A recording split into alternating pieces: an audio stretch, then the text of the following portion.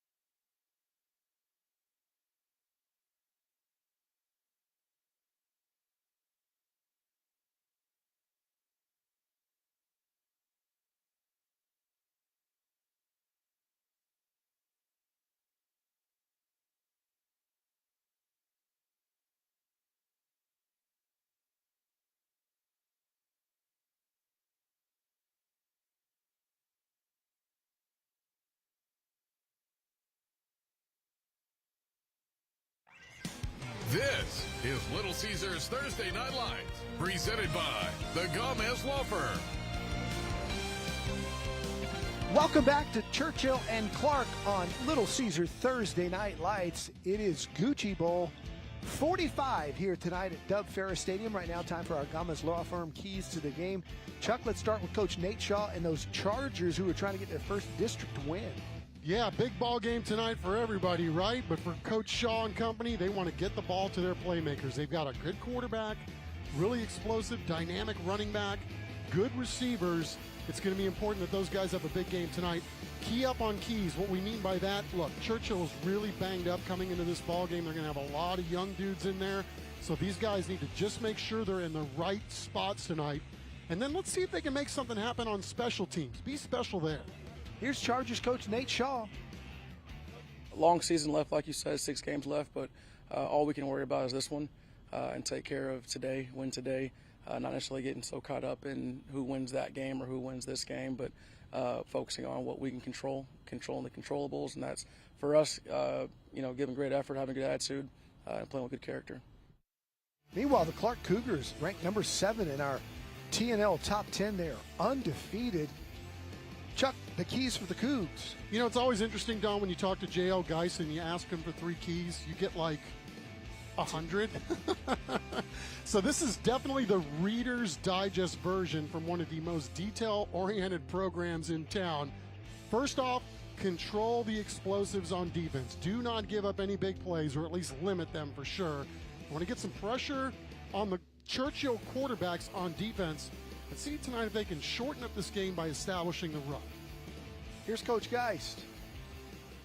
I don't look at the 4-0 part of it. I look at we won 1 district game right now. And so to us, we're kind of where we need to be in terms of the start of district. And it's great that we were able to win those games before district started. And it's great that we have a district win, but we're nowhere near being where we need to be if we want to be one of the 4 playoff teams. We've got to still battle. It's a very competitive district. Everybody is going to show up and give their absolute best, and it's going to be a tough road. As a true coach would say, right? Well, he knows he's going to have his hands full tonight because it doesn't matter who's better when they play this one. It's the Gucci Bowl. It is Churchill and Clark, and when we come back, we'll have our national anthem as we close in on kickoff from Ferris Stadium.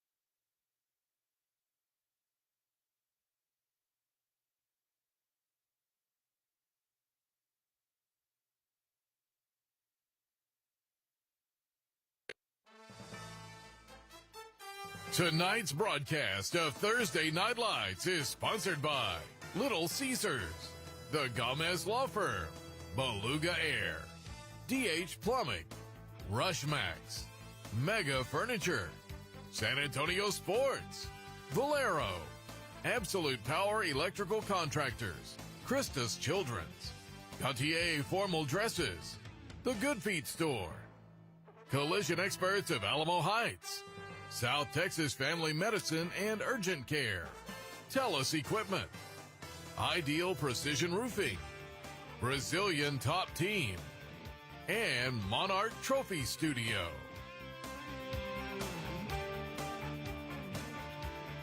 We are closing in on kickoff. JL Geist squad just came through a very imposing banner with the new Coug.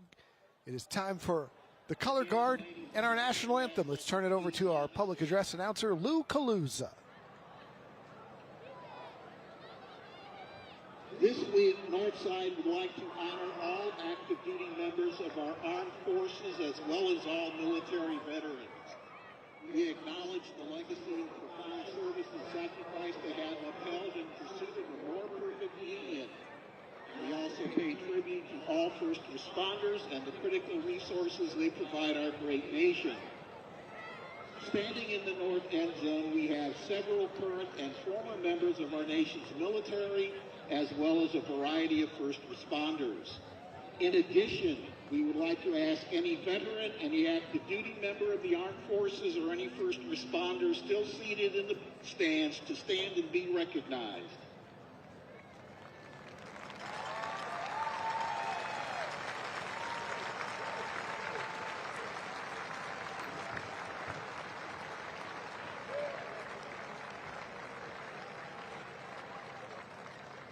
Because of their efforts, our nation still stands strong. Our founding principles still shine, and nations of the world know the blessings of freedom. Let us rededicate ourselves to serving them as well as they have served the United States of America. Thank you for all your service. Again, let's show our appreciation for all these heroes.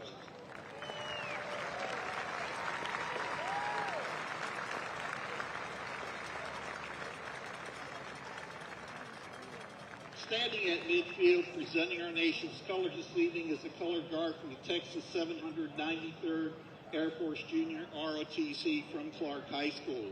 Commanding and carrying the American flag, Cadet Colonel Matthew Luigi. Carrying the Texas flag, Cadet Second Lieutenant Isla LaFlamme.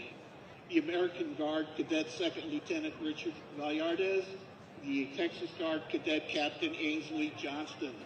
At this time, we ask you to please rise and remove your hat to honor America, our currently serving members of our armed forces, and our veterans.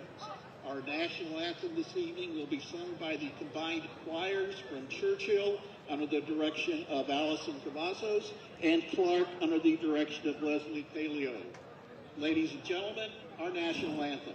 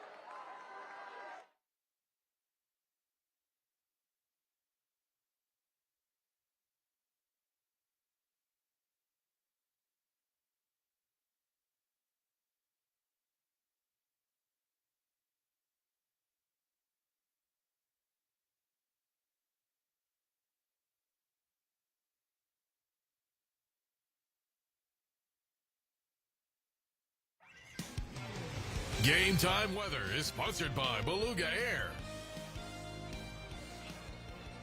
Welcome back. It is time for our Beluga Air Game Time Weather. It is 89 degrees with wind out of the east-southeast at 4 miles an hour. Seemed a little breezier than that down on the field before kickoff. Actually, it's a very nice night, not oppressive at all with the heat as that sun started to set. So it's a great night for football. Churchill won the toss, elected to defer. So the Chargers will kick it off. Xavier Gamez and Elisha Johnson, a couple of speedsters back for the Clark Cougars. Both guys will be featured prominently tonight in the offense. Gamez as a running back, Johnson as a receiver. And kicking off for the Chargers is Jason Cardenas. The first half kickoff sponsored by the Good Feed Store. Johnson will let it go into the end zone. It'll be a touchback, and we'll see that Clark offense here first tonight. Yeah, Don, 4-0 to start the year. Obviously some signature wins along the way. You got big close win over Sotomayor, who we had ranked in our poll at the beginning of the year. And then they got a sneaky win against East Central, another quality ball club. Here we are, the Clark Cougars. First time in well over a decade that they've started the year 4-0. They're led by quarterback Isaiah Santillan, who has completed 63% of his passes on the year for 675 yards and 7 touchdowns. He wants to throw on first down over the middle. It's broken up. Ethan Arambai back there to make the play. There you look at Santillan, part of our Ideal Precision Roofing and Exteriors player profiles. He's academic all-district. He's in the National Honor Society and the Student Council as well. 2nd and 10 for the Cougs. Yeah, looked like he lost his footing a little bit there before that throw on the last play.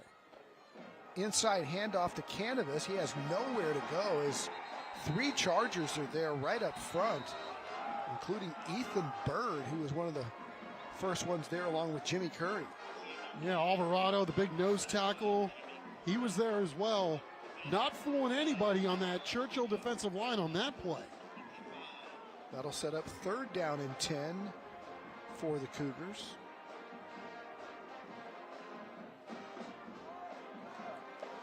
Marcus Garza and Nathan McMahon come in a tight formation. They pitch it to Johnson around the sideline. He gets the first down and more. Elisha Johnson showing his speed. All-district performer for a year ago. Their leading receiver with 478 yards and 3 touchdowns coming in. Well, you knew that was going to be a big play, too. The heck with throwing it on 3rd and long, right? When they had Xavier Canavas, was a good 7-8 yards down the field, 0, looking to hit somebody, and finally did, but Sticks already picked up. It's a rush max first down for the Cougars as they looking to air it out and go deep. One-on-one coverage and just overthrown as he was looking for his intended receiver, Jackson Shannon, the junior. Yeah, and Marcus Garza, number 5, actually beat a double team, was wide open too. So Clark trying to hit a home run ball early as we take a look at the Chargers on defense. Don, we're going to be talking about it a lot tonight. They are running a lot of young guys out here tonight because of injury. Coaches really like what they see, though, from these young guys. Here's Johnson again. Now they turn and hand it to Canavas, who's trying to get outside. He's got the speed to do that. He does. And he's near another rush max first down, just short, gain of 9. It'll be 3rd and 1. Oh, what a great open field tackle right there by Jimmy Curry, the senior. Talk about a guy going sideline to sideline on this one. There he goes, right from the hash mark. And a shoestring tackle to stop him from picking up the sticks. They go with a tight bunch formation, tush push, but he fumbles, stumbles, and is short. Santillan on the snap. I don't know if he lost the handle or his footing for the 2nd time tonight, but that's a loss of a yard. It'll set up 4th down and a long 2. Yeah, in order to do the tush push, you got to make sure that you get the exchange. All right, so they're going to go for it here on 4th and 2, right at midfield. And they'll run it. Chargers get good penetration, and they keep them short. The Churchill defense holds. It'll be a turnover on downs. Great early penetration, and then 2 or 3 other Chargers backed it up to make the tackle. Well, just the way Nate Shaw would draw it up. Got guys in the backfield already. 92 there to blow it up, and then 7. That's the previous play. But they had a lot of guys jumping in on that backfield to stuff that one, and a huge early defensive stand here by the Chargers. Let's see if Churchill can build on that momentum with their first possession. It's Aiden Hillner, the senior. He might share duties tonight. He fires on the slant. That ball's completed. And it'll be 2nd down after a gain of about 7. Jaden Watkins on the reception. Be hard to kind of squeeze these starting lineups in. Churchill trying to go in a hustle formation here. Caleb Rond is their star running back, number 2. We'll see a lot of him tonight. And he's hit. The ball's out, but Churchill recovers. Big number 74 was there to fall on it. That's Danny Leone. And guess who was there to cause the hit?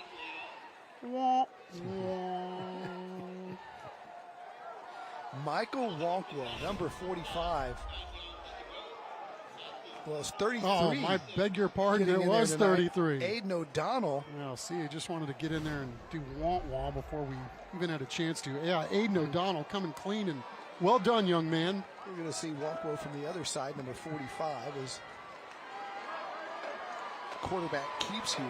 Hilda still fighting for a couple, getting some help from his teammates, and falls forward all the way down to about the 38, setting up third down and manageable. Fourth down and 5. And the Chargers line up as if they're going to punt it away. Back deep, Jackson Shannon. Cardenas, the place kicker, also acts as the punter here, and they're going to try to back up the Cougars. Good penetration, but he gets it away. That's when they sail into the end zone, and he got too much of that one. So, the Clark Cougars will have it in a 0-0 first quarter ball game here at Ferris Stadium when we come back.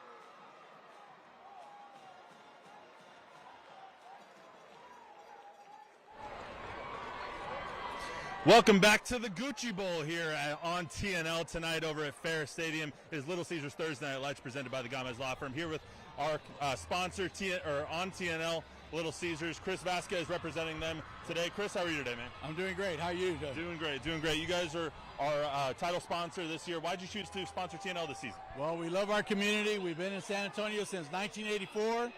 Many more years to come. We want to support our community. We love our community. Without the community, we would not be here. So we just want to let everybody know that we love our community and we're here for everybody. Awesome. Yeah, you guys have been serving basically. So the Gucci Bowl has been around since 1984. So is Little Caesars here in San Antonio. So that's pretty cool. How do people get in touch with you guys? How do people order the game day favors? Okay, our best way to get a hold of us is through our Little Caesars app on our website. We have special deals that are available only online. And then, of course, you can always come to our facilities. We have a great walk-in service, and we also have a lot of drive-through stores, so you're more than welcome to do that. And, of course, you can use our door dashing and our Uber Eats available as well. Little Caesars did save my life when I was in college. Just really late night, $5 pizzas, especially as a football player. So we got something cooking today. What'd you bring with us? This is our famous stuffed crust pizza. It is a nice pepperoni pizza. You got that right. Look at that. There you go. See that pull right there? Oh yeah, really nice right there. Let's try that out. I'm gonna go straight for the corner. The crust, yes. I feel like I'm in college again. I can't eat like that anymore though. So that's all we got for you guys for now, guys. Go back up to you. Thank you. Thanks, Matthew. Great job. Our thanks to Little Caesars being the title sponsor as the Churchill defense holds again. And at this spot on the field at the 27-yard line, the Cougs will elect to punt it away. Well, that was one of their keys. Coaches were telling us that they wanted to get Xavier Canavas in his 30 touches per game realm because he was a little down on the numbers last week. But looks like Churchill is equal to the task so far in this football game. Good kick by Sim. Backs Churchill all the way up to the 30. Good coverage as well.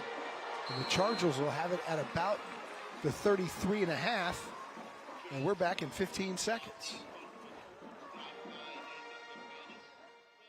At Brazilian Top Team San Antonio, our kids and teen classes build more than strength. From anti-bullying to mental resilience, your child becomes part of a community that lifts them up.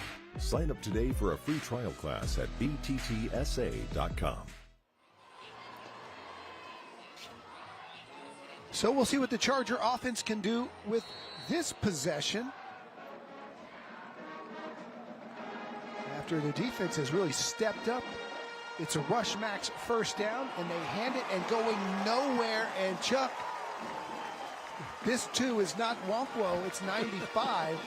Playing right next to him is Ezekiel Sarita, and maybe O'Donnell and Sarita are a little inspired by playing next to 45, who makes lots of plays. Yeah, they've got some really good defensive linemen on this year's squad, and they play like a hybrid 3-4. Jeepers, they're getting some guys in the backfield early in this football game. Loss of one, it's second down. Looks like we might have had offside there. That could have been a free play. I think we had a Cougar jump unless he was drawn offsides.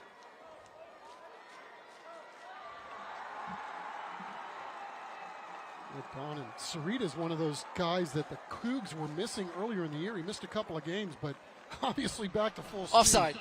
Defense, number 95. 5-yard penalty. Replay second down. Jason Ogren, our referee tonight. Jason's been on TNL many times as a back judge. He got promoted this year to the white hat, so congratulations to Jason. All these officials out here, got a chance to talk to a lot of them pregame, and these guys do a great job volunteering their time for high school sports. We can always use more of these officials. Little swing pass to the right-hand side and another good tackle in the open field. That was Braden Black coming up to make the play. Yeah, aptly pointing the bells, too, after that play by Braden Black, as in Metallica, the Black Album. Well done, too.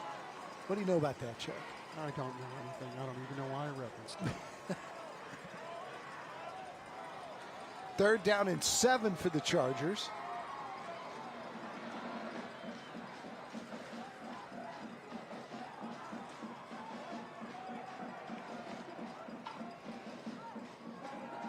So they're going to throw under pressure. And is forced out of bounds. And a flag flies. Wow, unnecessary. He's going to give Churchill 15 yards, a personal foul, and an automatic first down. That was just, Clark was off the field, and instead this extracurricular outside is going to cost him 15. A really good job by Aiden Hillner, Don, in the pocket. Really good with his feet, escaped when he needed to. Obviously, he was just trying to get to the sideline, but Personal foul. Defense, number 14. Late hit, out of bounds. 15-yard penalty from the end of the run. Automatic first down. 2-yard scamper turns into 15 more. Wasn't much, but it was contact, and the official was standing right there. So it's a rush max first down for the Chargers. Inside handoff here, and good yardage on first down. And a big hit at the end of that one. Colby Ron. Well, Dom Moore, who B-Day?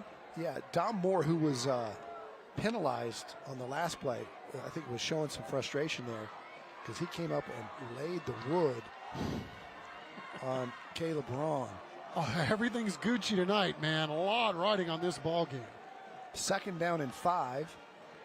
4:40 here in the first. Hillner over the middle, and it is dropped by the intended receiver. Good coverage back there by a host of Cougars, including Brett Garza and Carlos Camarillo. JP Hinojosa back there as well. Getting the Churchill quarterback out of his comfort zone, getting him out on the outside. Darn near made a good throw there.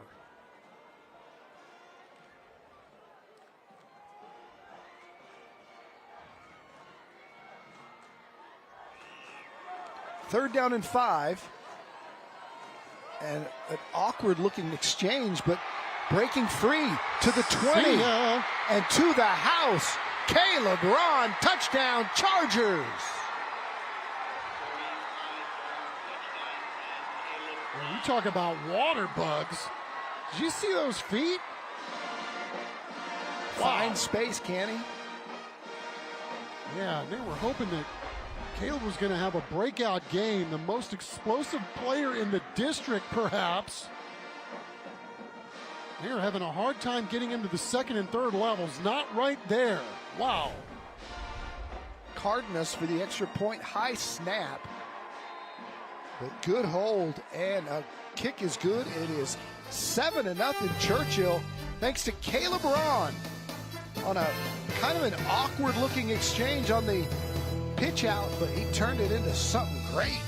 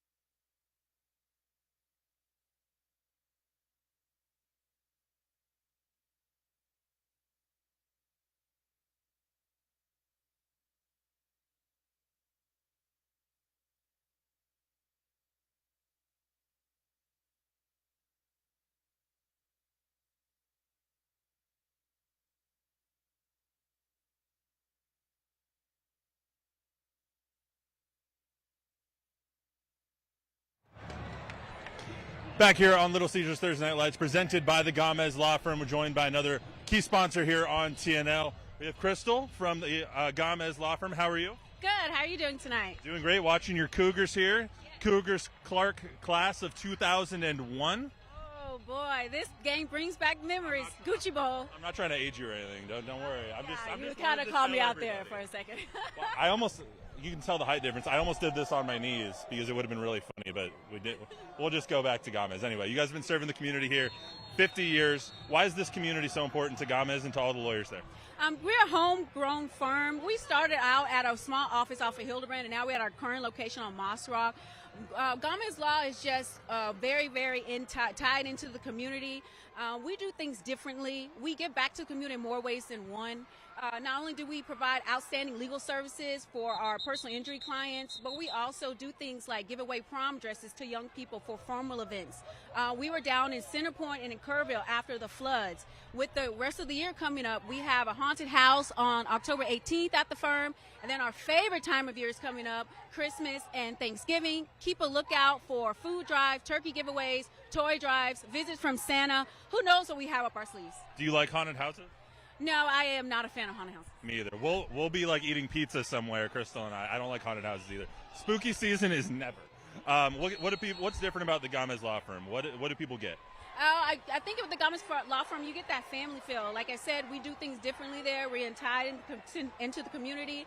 Mr. and Mrs. Gamez, their children are from the community. Their grandchildren are growing up in the community. My daughter's growing up in this community. So we try to do our best to make sure that people know we're here for them and that we stand behind the work we do. And most importantly, that people know that Gamez Law fights and Gamez Law cares. And with Cougar at Gamez Law, we know that Gamez is Gucci. Back to you guys. Thanks, Matt. Yeah, our appreciation to Mr. and Mrs. Gamez for all they do for kids and for Thursday Night Lights as Clark's going down field and had him down there. Just missed the receiver Marcus Garza, did Isaiah Santillan. And that'll set up 3rd down and 5. And Chuck, something tells me they're going to hit on one of these soon. They've had a couple of good routes run and guys wide open and just missed them. Yeah, trying to get that home run, trying to get that touchdown back, obviously, J.L. Geist and his staff. And yeah, Don, you're right. They had a run play, or a pass play earlier. They had 2 guys wide open on a deep one. They just couldn't make it happen. Going to fire here on the out route, and that's caught. Good for another Rush Max 1st down, and that's Elisha Johnson. As we told you at the outset, they love Canvas to carry it. They love to throw it to Johnson. He's got 23 catches for 478 yards and 3 touchdowns coming in. Yeah, EJ, he's the guy, they got him at slot, they got him in the backfield, they got him everywhere. He's another one of those super athletes that Clark possesses too. So new set of downs, and now hand it to Canvas. Finding a seam, but coming through, and did he break that tackle? I thought he was on the ground. Yeah, I thought so too. 41 looked like he had him wrapped up, but Canvas showing you how strong and powerful those legs are. Gets a few extra. Yeah, able to pick up something on that. Clark stringing it out. Got the big boys down there blocking. 41 doing a great job. He fell on shooting top the of gap. him. Yeah, there you go. Second down and 8. Santillon hands off to a new ball carrier, getting the corner and down the sideline, pushed out short of the sticks.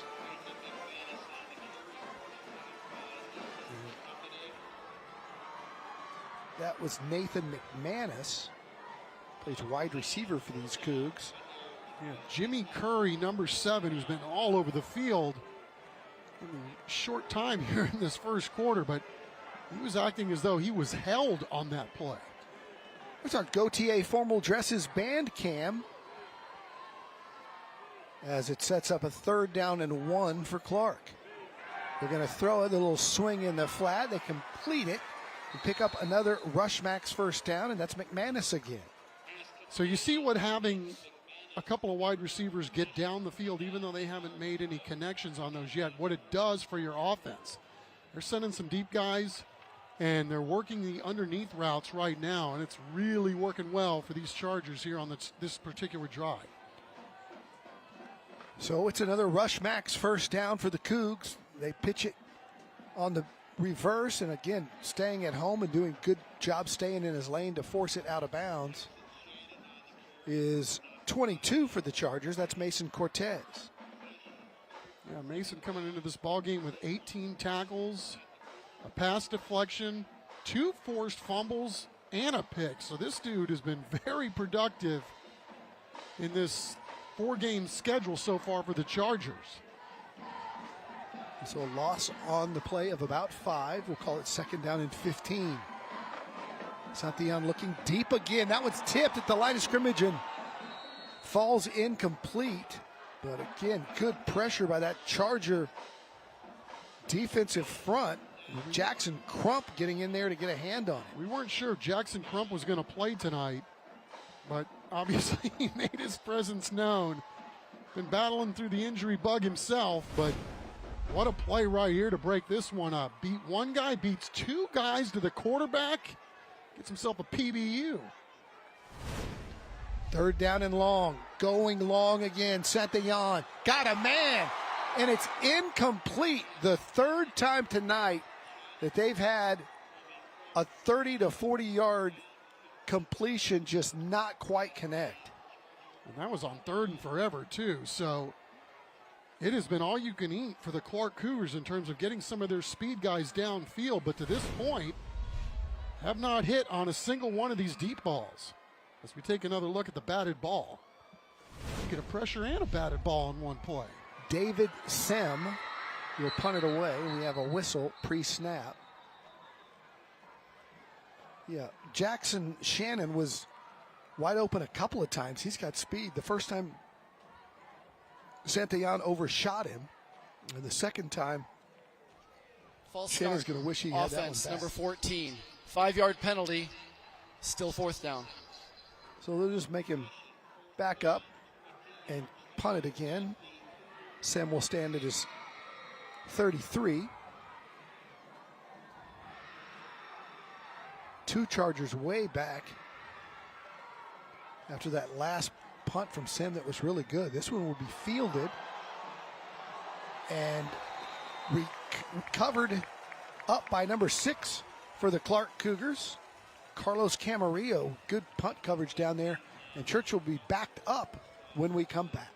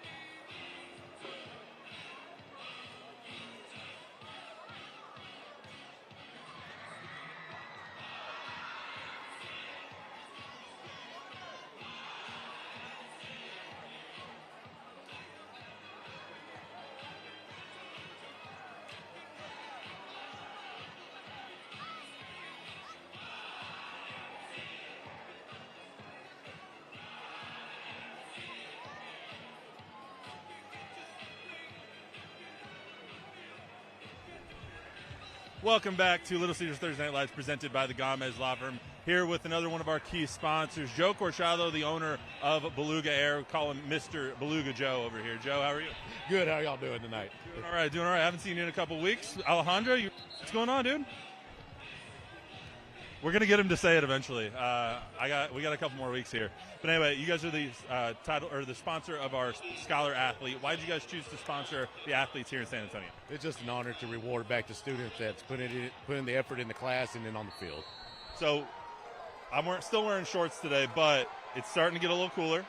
We're not sweating as much down here. People are gonna have to start getting their ACs tuned up and whatnot, or their heaters tuned up. What should people know about it?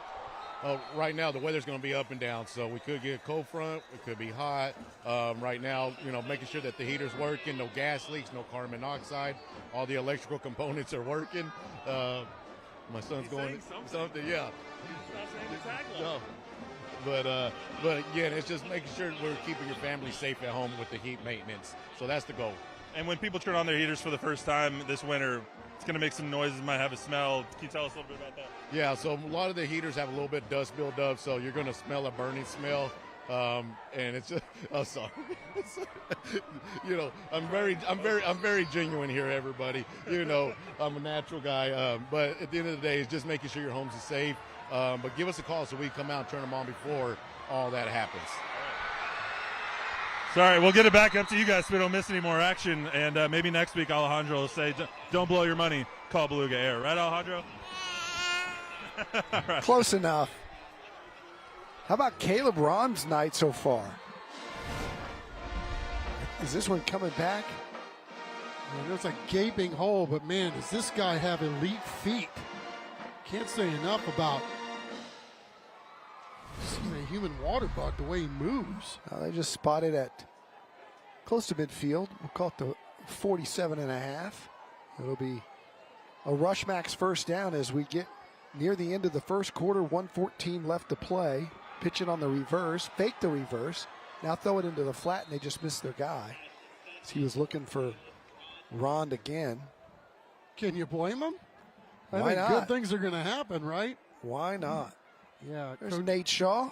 Yeah, Coach Nate talking about trying to get to the ball as much as possible.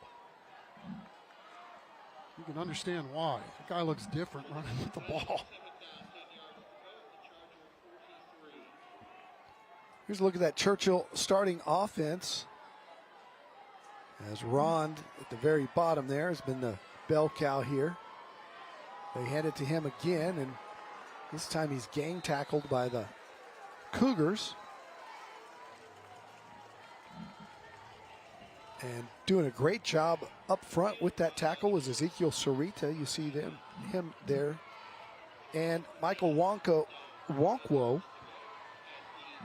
number 45, playing up front as well. Both of them in on that tackle.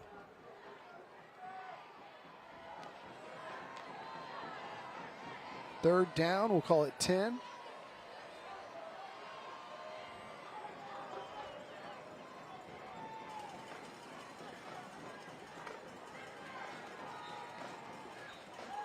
.22 seconds to go here in the quarter.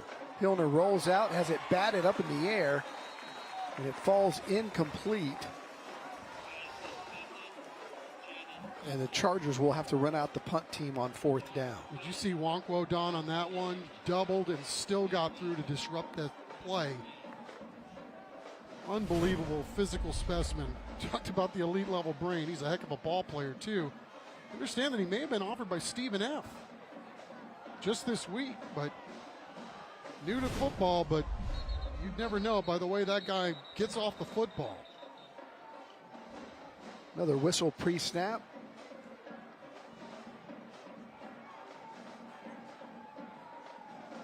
And it's going to be a false start on the offense. False start. Offense. Number 55. 5-yard penalty. Still fourth down. Both defenses showing up here tonight. Had the one explosive play from Caleb Rond, but both defenses flying around. That was a free break. How did he not block it? High kick. Fair caught at the 15. But Clark's Braden Black was all over the Charger punter, Jason Cardenas, and it must have just gone right through his hands. Almost got there too soon, it looked like. Then, he's got to worry about running into the kicker, so he took a decent path coming right up the gut, but obviously Churchill's got to figure something out. You cannot allow a guy to go right up the middle. That's going to come back to cost him. So early on in this football game, right? Churchill taking advantage of the one big break they got on offense, which was the explosive. Clark has not been able to capitalize on some big plays downfield and then right there on special teams. All right, so we'll see what the Cougars can do with it as they pitch it to Canvas. He gets wide and then cuts it up for about 2. And that's the end of the first quarter. So after 1 quarter of play of the 45th edition of the Gucci Bowl, it's the Chargers of Churchill High School 7, the Clark Cougars 0. Second half action coming up.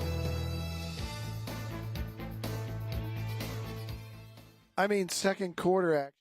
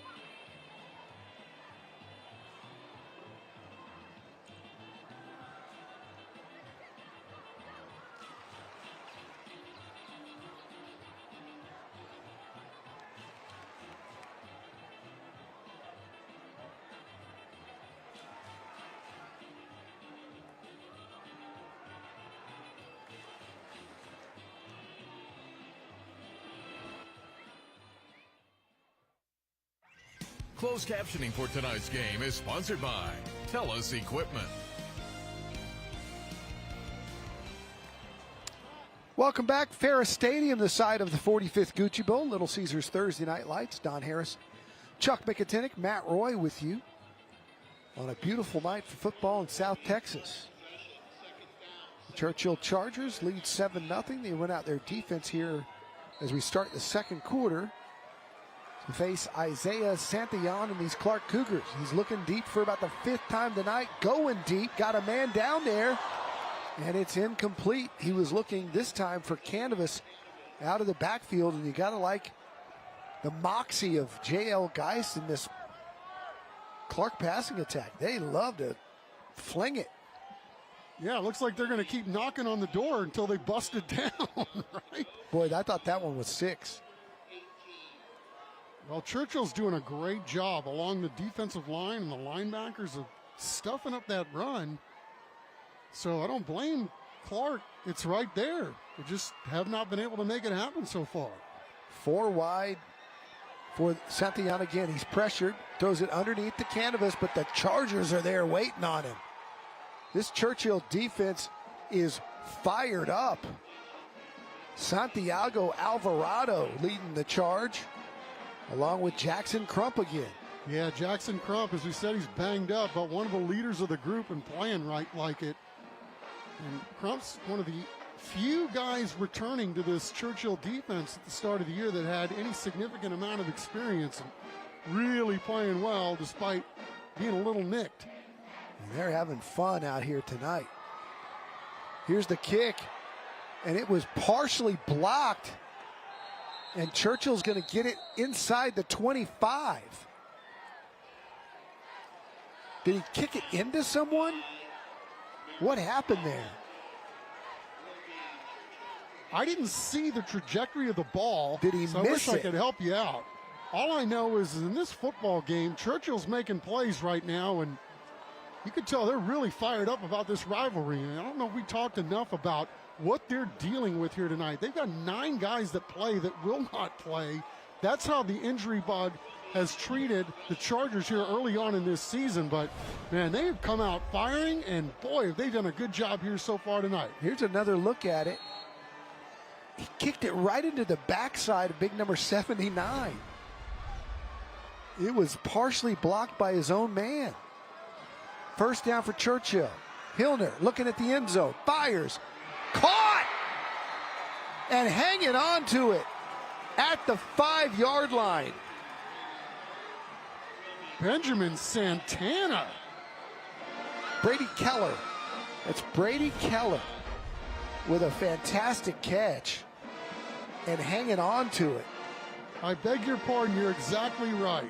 Oh, what a job to hang on. So the Chargers inside the absolute power red zone with a mega furniture 1st and goal.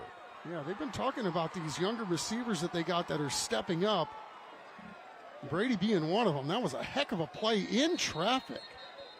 And now Nate Shaw wants to talk about it, and we'll take it with him as Churchill has 1st and goal and a 7-0 lead over the undefeated Clark Cougars.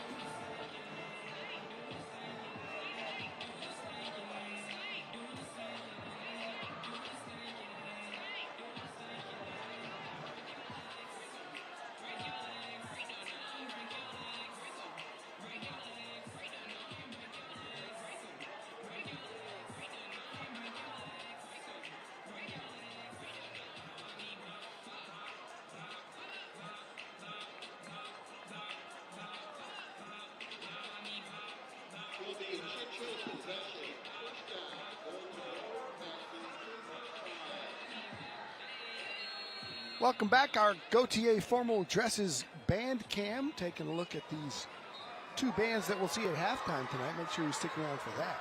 1st and goal for the Chargers. 2nd quarter action. Here's Ron spinning. Touchdown, his 2nd of the night. The Chargers lead it 13-0.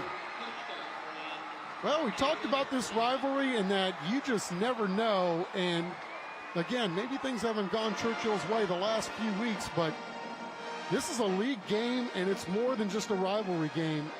This is a chance for the Chargers to get right back in the hunt of this playoff picture, and they're always tough, 27-6A. And boy, they come on and put on a show here in the first half of this one on TNL. Jason Cardenas for the extra point makes it 14-0 Churchill. We talked about it in the pregame show. You can throw out the records. It's a cliche to say, but it's true. When these two teams get together, everything pregame told you that Clark was the better team, and they may be. They're undefeated. And Churchill's first win of the year came in week 1, and they haven't won since, including a couple of big losses to Alamo Heights and Clemens. Got back into it a little bit last week against Madison in a close ball game. But something about these Clark Cougars brings out just the spirit. Coach Nate Shaw was telling me that he got phone calls this week from guys going back to the 80s and 90s and all these classes and what the rivalry meant to them. He's only in year 2 as the head coach at Churchill. But whatever he's done to inspire his Chargers early has worked, because it's not that just they've connected on plays. They've really been inspired running to the football defensively.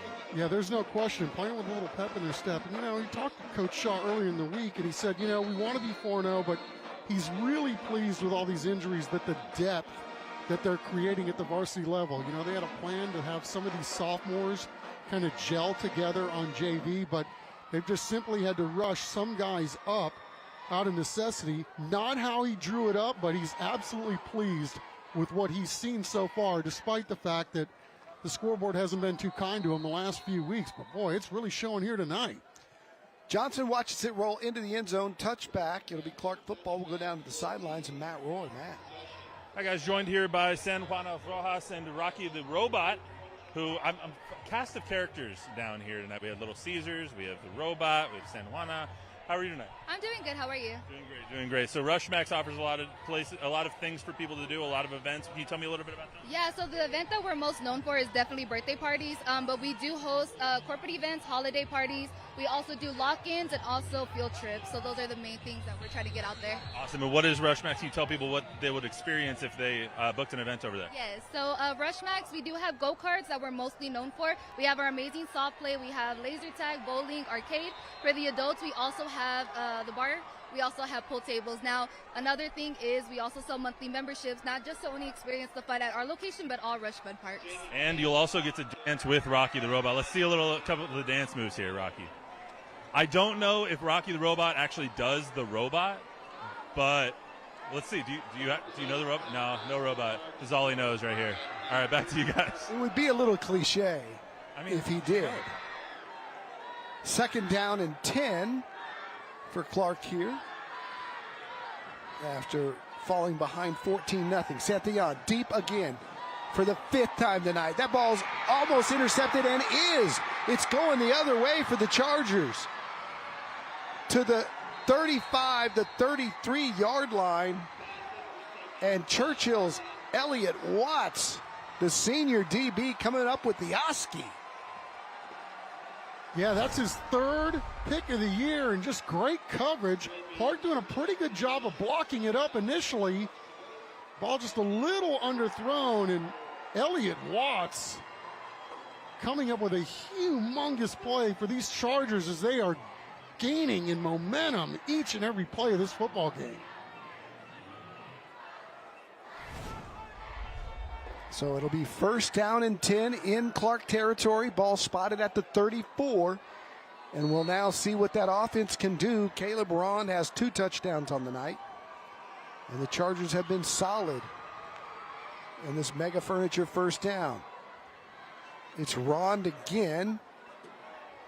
He picks up a couple before being slung back by Ezekiel Sarita. We'll call it a 4-yard gain. It'll be 2nd and 6. Nate Shaw, cool as a cucumber over there, calling in the plays. You might remember Nate. He was a part of that very first ever UTSA football team with Eric Souza and Nate Leonard and that Larry Coker team that had 56,000 show up for what is still a record crowd on opening day when they started the football program now 15 years ago. Inside handoff to Rond, who gets a couple more. And they're going to call it about 2. It'll be 3rd down and about 3. And you can see the celebration, the dunk. Yeah. The alley-oop celebration. You got to like it. He's done that a few times this year. Really well executed. This is a huge defensive stand here that Clark has on 3rd down. Might be 2-down territory here. They pitch it to Ron. Cuts it inside. Nowhere to go. Good coverage by the Clark defense. It's Sarita again who stayed at home. It'll set up 4th down. Churchill's had some really good kickers, including last year's all-district place kicker, Jason Cardenas. Of course, he replaced Cameron Van Proyen, who's kicking at the college level now. And this is going to be from deep. We'll call it a 47-yarder for Cardenas. Boom. Plenty of leg. And it's just right. Missed it wide to the right, but he had plenty of leg, so that's why they read him out there for the 47-yard try. Churchill still ahead 14-0, 7:13 to go here, 2nd quarter action.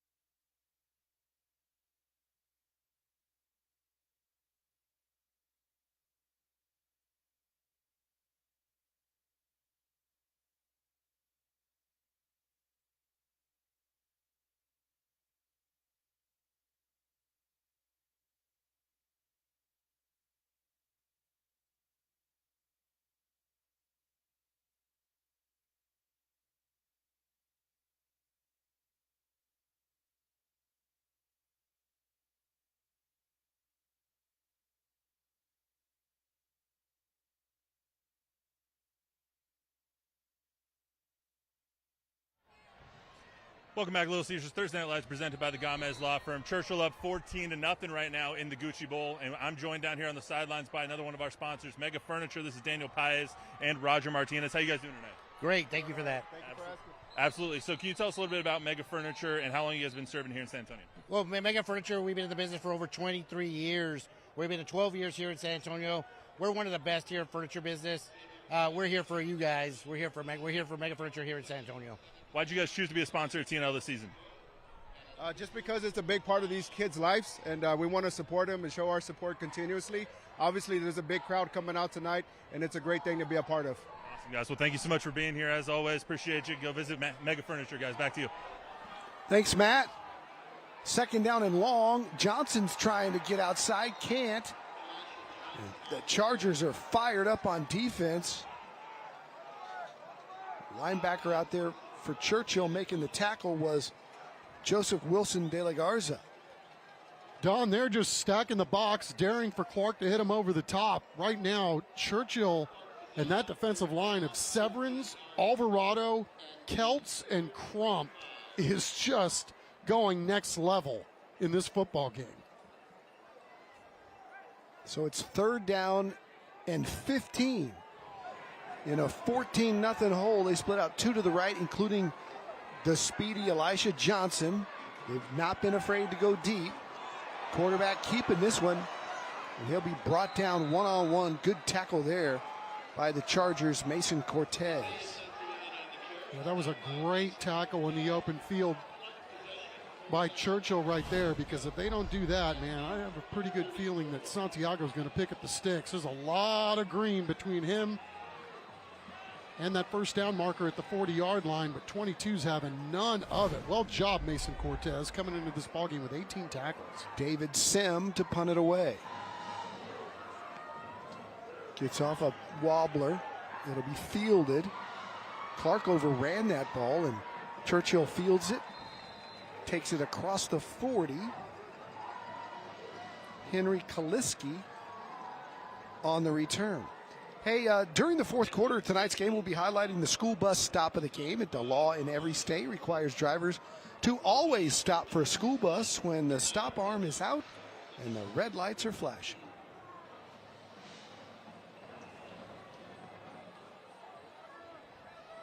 .5:03 to play here. Second quarter action of the Gucci Bowl. Churchill comes out. Shotgun formation for Hillner. He's got the speedy Ron back there with him. It's a Mega Furniture first down.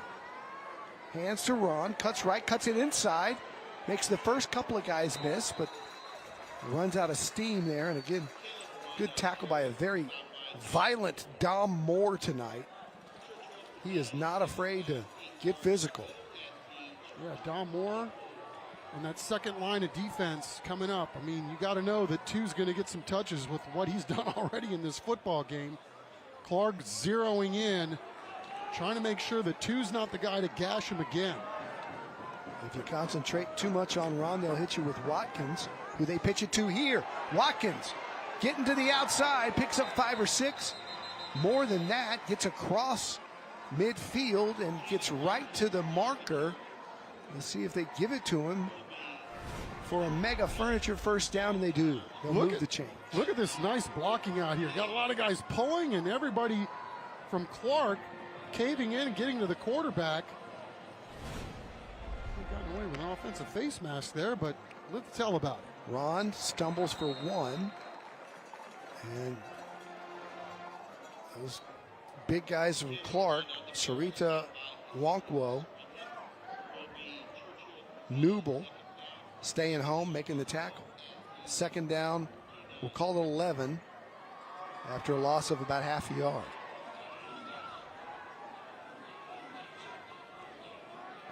Hillner's done a nice job tonight managing this offense. They've been pretty clean. Going to some look at me at the sideline here to get the play. Hillner wants to throw. He's under pressure. Now he's going deep. Got a man down there, and that's going to be interference as Garza just ran into the intended receiver, Jaden Watkins. got turned around, and I think it was kind of an involuntary collision down there. Pass interference, defense, number 22. 15-yard penalty, automatic first down. You know, it may not have been a Field, officials timeout for bad injury. play, because that could have scored had there not been contact.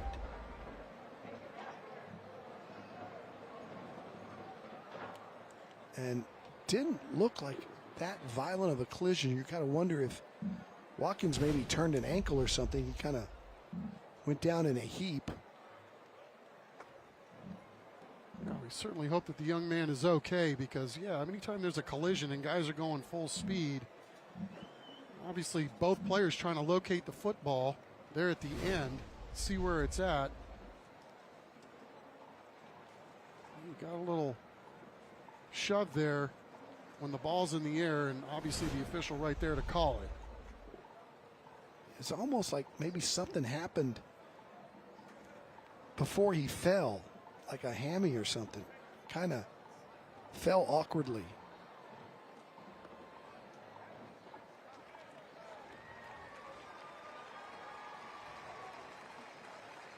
Well, Jaden Watkins was one of those guys, Don, that came into this game battling his own injuries, and he's trying to play through it. I don't know if we'll see him again tonight. Well, he had the carry right before that where he got to the outside and picked up a first down. You could see his speed there. Yeah, and he's one of those guys, too. I mean, the coaching staff couldn't say enough good things about how this young man has really turned himself into a really fine football player. So it's a Mega Furniture first down here as Churchill tries to get on the board one more time before the half. Man in motion, they pitch it to him. Clark staying at home, nowhere to go, as the Cougars do a great job of tackling as a gang. Aiden O'Donnell staying at home. In on the tackle with also Jerry Brightwell, the sophomore. They got some young Cougs, but, you know, this Clark team, Don, pretty much, this was a really young team last year. And so J.O. Geist, they kind of felt like they were growing up in a lot of ways last year, and they still made the playoffs in that really tough Northeast League. And, you know, obviously this year, shot out of the cannon with the perfect 4-0 record, but coaching staff really getting on these guys right now to try to pick up their level of play another notch, because obviously these Chargers, they have come here to play tonight, and what a performance it's been by them through almost 2 quarters of action. We told you Clark, number 7 in our TNL top 10. Here's a look at the rest. Harlan's the number 1 team in the city for the 2nd straight week. Johnson behind them, New Braunfels, Smithson Valley at 4. Brennan, the preseason number 1, fell to 5 after their loss to Harlan. Steele's at 6. There's Clark at number 7. The Southwest rivalry going to be great this year, and the Greyhounds of Bernie jumping up into the top 10. I saw Harlan last week, Don, and I don't know if they were clicking on all cylinders, and they still won that game going away and had over 500 yards of offense. They are super impressive. Very athletic. Hilner looking to throw. He can run it if he wants. Hello. Now he's got a man wide open, and he just threw his hands. I thought Hilner wanted to just take off and run with that one. Yeah, he had his choice, right? He had Fuchs running out there. Outside, his tight end kind of slipped past everybody and just had a hard time making the adjustment there on the back end. Thought he had really overshot him, and then Fuchs got there to get his hands on it and just quite couldn't bring it in. It's 3rd down and long, 3rd down and 15. I bet you Nate's got something interesting here. And he wants to talk it over.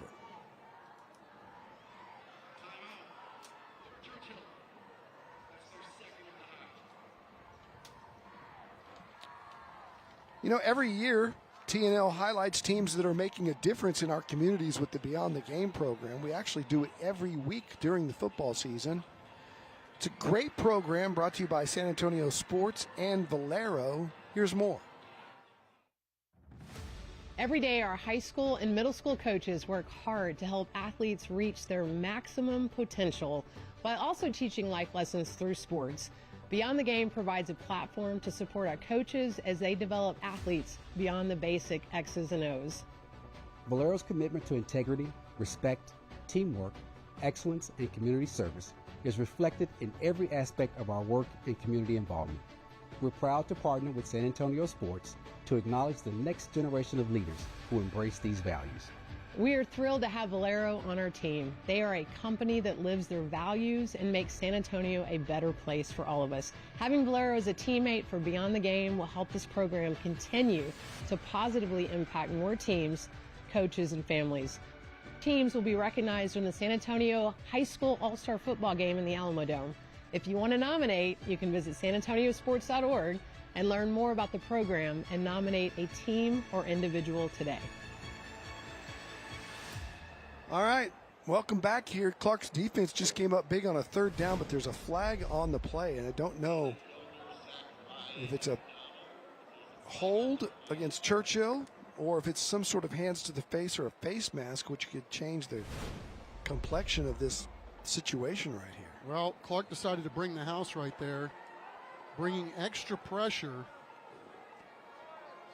Yeah, it's going to be the face mask signal there from Jason Ogren. But it's personal foul, face mask, number 95 defense, 15-yard penalty, automatic first down.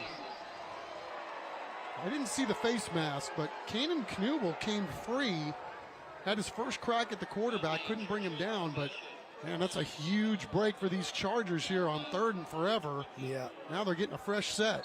Clark was off the field. Churchill was going backwards. And now the Chargers have it inside the 25 with 3 minutes to go. Keep an eye on 95, who's fallen to the ground here. Didn't see it unless it happened before that. First down and 10. Quarterback keep is Hillner. He's getting to the outside, but again, great speed by that Clark defense as they pursue the football. Braden Black shooting through there again from his safety position again. Clark really trying to put a bunch of men in the box to try to stymie the run, and I'll tell you what, 16's doing a great job of extending plays. It's just nowhere to go with a football on some of these runs past the first line of scrimmage. Other than Ron, you don't have that speed demon for Churchill that's being able to get to the edge because of the team speed of Clark. And we're back in 15 seconds. At Brazilian Top Team San Antonio, our kids and teen classes build more than strength. From anti-bullying to mental resilience, your child becomes part of a community that lifts them up. Sign up today for a free trial class at bttsa.com. All right, please explain, Chuck. Is this the baby shark? It is the baby shark, which went supernova during the 2019 World Series when the Nationals were playing the Astros, and the Nats kind of made that their theme song. And I'll be darned if they didn't get to take that thing through the 7-game World Championship. Well, those kids probably weren't born then, but shows you that Baby Shark holds up. It's a timeless classic, I must say. If you say so. Come on, you got to give it up. It's a little Ryan catchy. Sanchez, the new quarterback for Churchill, hands to Ron. Nice cut move and a hurdle. He's still on his feet. Are you kidding me? Caleb Ron, touchdown. Oh my goodness, what did he just do?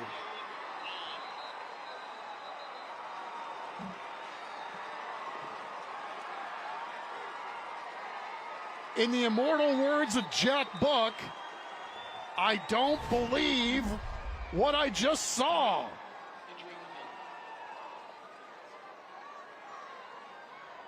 You gotta be kidding me. I can't get any words out.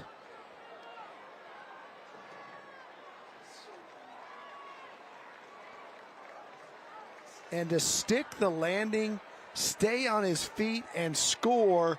That's the play of the year, folks. I don't think there's any question. I mean, not only that, you know, even after he did the hurdle, he still had to make another guy miss. The Chargers an extra point away from going up 21-0. When he got to the sideline. Guys, he had 2 words when he got to the sideline. I'm him. And I think we don't disagree here. Yeah. Our statistician, Nick Funky Cole Medina, says, I've got goosebumps. And our spotter got up and left. The one, the only. Cade Nicotinic getting a chance to see two do his thing. Wow, what a phenomenal play. It defies description, Don. I'm with you. What do you say? The athleticism, really, I think we've seen kids hurdle. But to stick the landing while a tackler was making contact. Oh my goodness. You know, that's one that's going to be on the Sports Sunday Open, I know, for 5 or 6 years. Wow. Talking to Coach Nate this week, he said, you know, we just have not gotten him the ball enough. And he said some of this has been because we've been playing from behind a lot lately with all the injuries. But he said, no excuses. We've got to find a way to get him the ball. And you can see why. I mean, this guy's having an unbelievable ball game. And you're right, that's a play for the ages. You know what's lost on that play?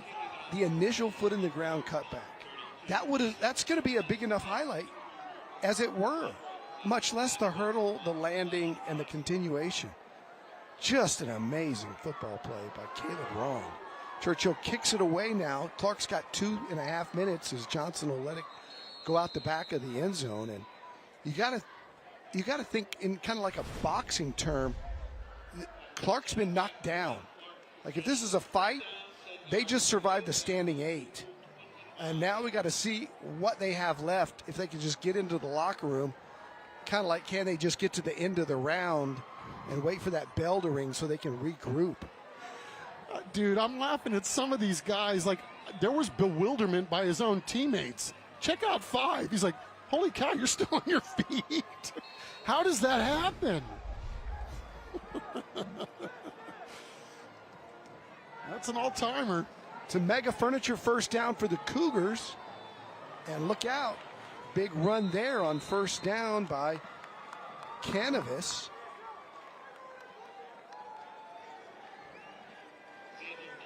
You know, there's a whole football game left to be played here.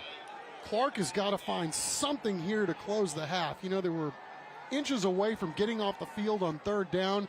Turns into one of the most ridiculous plays we've ever seen in our lives. And here they are down 21-0, trying to protect a 4-0 record. So they pick up a key first down here. That'll get us to the 2-minute warning. We will keep it here to remind you about one of the high school bands that's going to be featured on TNL this year is going to win a $5,000 band grant, courtesy of Christus Children's. It's all based on votes. Scan the QR code on your screen. You got to be 18 and live in the viewing area. The $5,000 band grant, as I said, sponsored by Christus Children's.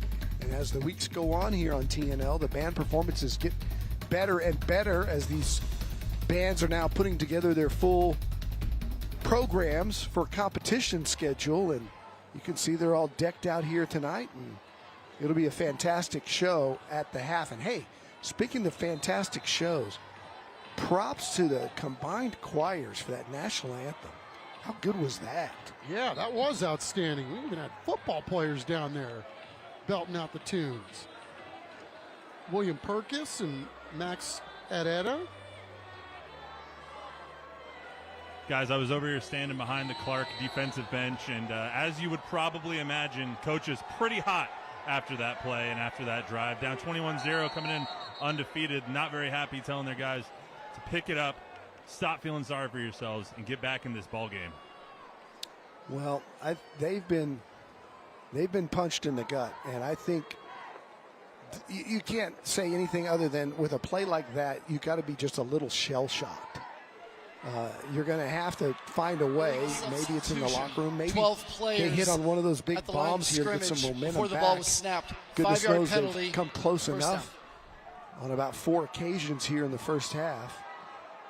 But they got to quit making Mistakes and penalties like this, it'll back them up 5, so it'll be first down and 15. They got 2 minutes to kind of grab some momentum back and go into the locker room. Santillan looking downfield. Now he runs, and he doesn't even get back to the line of scrimmage as the Charger defense there, and having a big night for Churchill is number 24, Ethan Bird.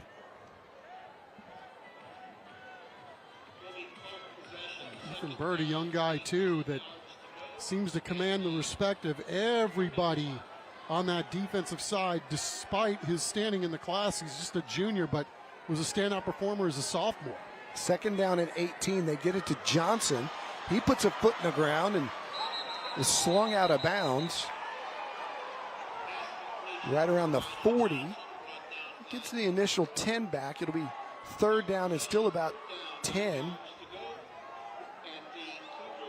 as we get inside of a minute 30. We'll call it third down and 9. I think Clark wanted maybe a late hit, but I think the initial contact was in bounds.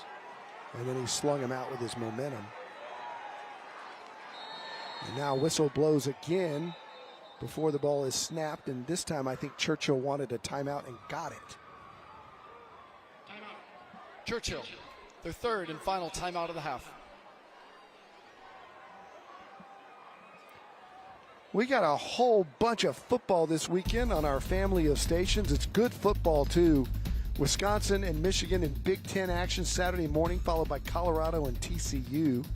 Wake Forest and Virginia Tech's on the CWSA right here. Boise State and Notre Dame on News 4 Saturday afternoon, followed by the Big Ten game of the week at 6:30 between Minnesota and Ohio State. Big Fox Sunday with the Cowboys and the Jets, doubleheader with the Commanders and Chargers. Cowboys kicking off at noon this week against the 0-4 Jets and former Aggie Aaron Glenn. And then the undefeated MVP-led Josh Allen Buffalo Bills hosting New England on Sunday Night Football. I guess right now Josh Allen would have to be your MVP leading horse, although it's early in the season. All right, so third down and 9. Santillan going deep. Got a man down there, and it's batted down. They're going to call pass interference with the right hand around the waist by Ethan Arambide. Going one-on-one with Johnson, and I think the back judge was right on top of it to call it. He made a great play on the ball with his left hand. Pass interference. Defense, number 3. 15-yard penalty, automatic first down. But did he have him wrapped up from behind with the right hand? Well, he was running stride for stride with him, and right at the top of the route tree, he may have hooked him a little bit, but he sure finished it off well. So it's a new set of downs. A Mega Furniture first down for Santillan. He's rolling right. He's looking deep, being pressured and driven out of bounds. That could draw 15 more. I mean, he gotten away with one there. Contact started in bounds, but there was a little excessive on the push out.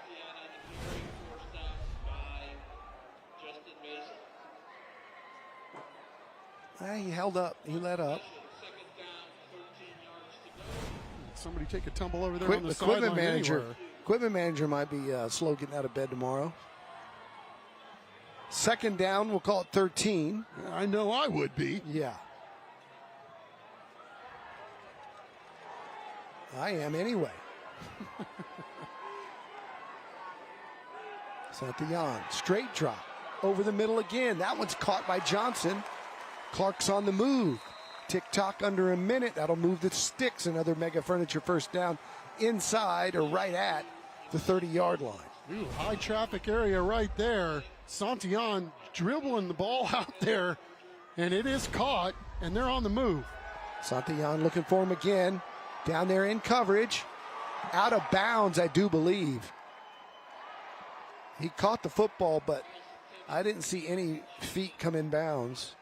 And the side judge right there on top of it. Yeah, a little hard to bring that one in. The ball was thrown way too far up the sideline. 3 doing a really nice job of adjusting to the football, but just could not be able to get either foot down. Good play, though. Second down. 41 seconds left. Clark down to their last timeout. Churchill doesn't have any. And in motion, Santillon looking middle.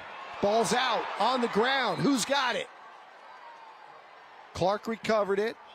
Clock's going to keep running unless they burn this timeout. They got 30 seconds. Now the whistle blows, and I think they're taking it, and they have. So that'll be their last timeout. Third down and 15 for Clark. And Bird got there again and knocked it out with his left hand. Yeah, a little delay action there. They did the play fake, and Bird just kind of stayed at home, was bird dogging the quarterback, so to speak, and did a great job of finishing off the play. Good football player, this Ethan Bird. Fun to watch. His motor goes 100 all the time, and he's been all over the place for the Chargers tonight. Yeah, the quote-unquote leader of the defense, not only player-wise, but vocally, too. Again, started as a sophomore and just a tremendous ball player that commands the respect of everybody. Stick around for the DH Plumbing halftime show. David Chancellor will have our scholar athletes. Matt Roy will bring us the bands, the coach interview. All of that's coming up on the DH halftime show here, part of Little Caesars Thursday Night Lights. Gucci Bowl, the 45th edition. Churchill leads the all-time series 25-17 with 2 ties. Kid Rock in the stands. All that gold. Great to see student body coming out to support on a Thursday night. Absolutely. Good crowd by both fan bases showing out tonight for the Gucci. Third down and long, Santillon. Middle again, nobody down there. It should have been intercepted. And he was throwing it to a couple of Chargers because no Clark receiver was anywhere in the area code. Yeah, Canvas was running kind of a wheel thing out of the backfield and got delayed getting to his spot. Clark lucky that they're going to have at least one more chance here on fourth down to see if they can't at least pick up the sticks. But they've been trying all night to try to get one of those big ones to go downfield, and it's just not, to this point, they've been able to make it happen. Trips left. One receiver to the right. Santillon's got all day to run. He's got the 30, and he slides down right at the 20, and he slides down short of the marker.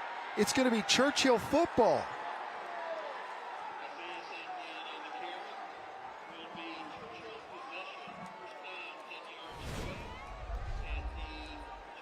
Well, Santillon did a lot of great things on that play. First of all, the pressure was coming in hot from the outside, so he took it and ran, had all kinds of room to run the football, but Churchill closing there at the end made him maybe get down a second or two before he wanted to, and that's going to end the first half. Wow, big momentum killer there. Churchill will take the knee and take a 21-0 lead into the half. Clark missing an opportunity there. Had they picked up that first down, they could have run up and spiked it. Instead, it's halftime, and the Churchill Chargers lead it 21-0.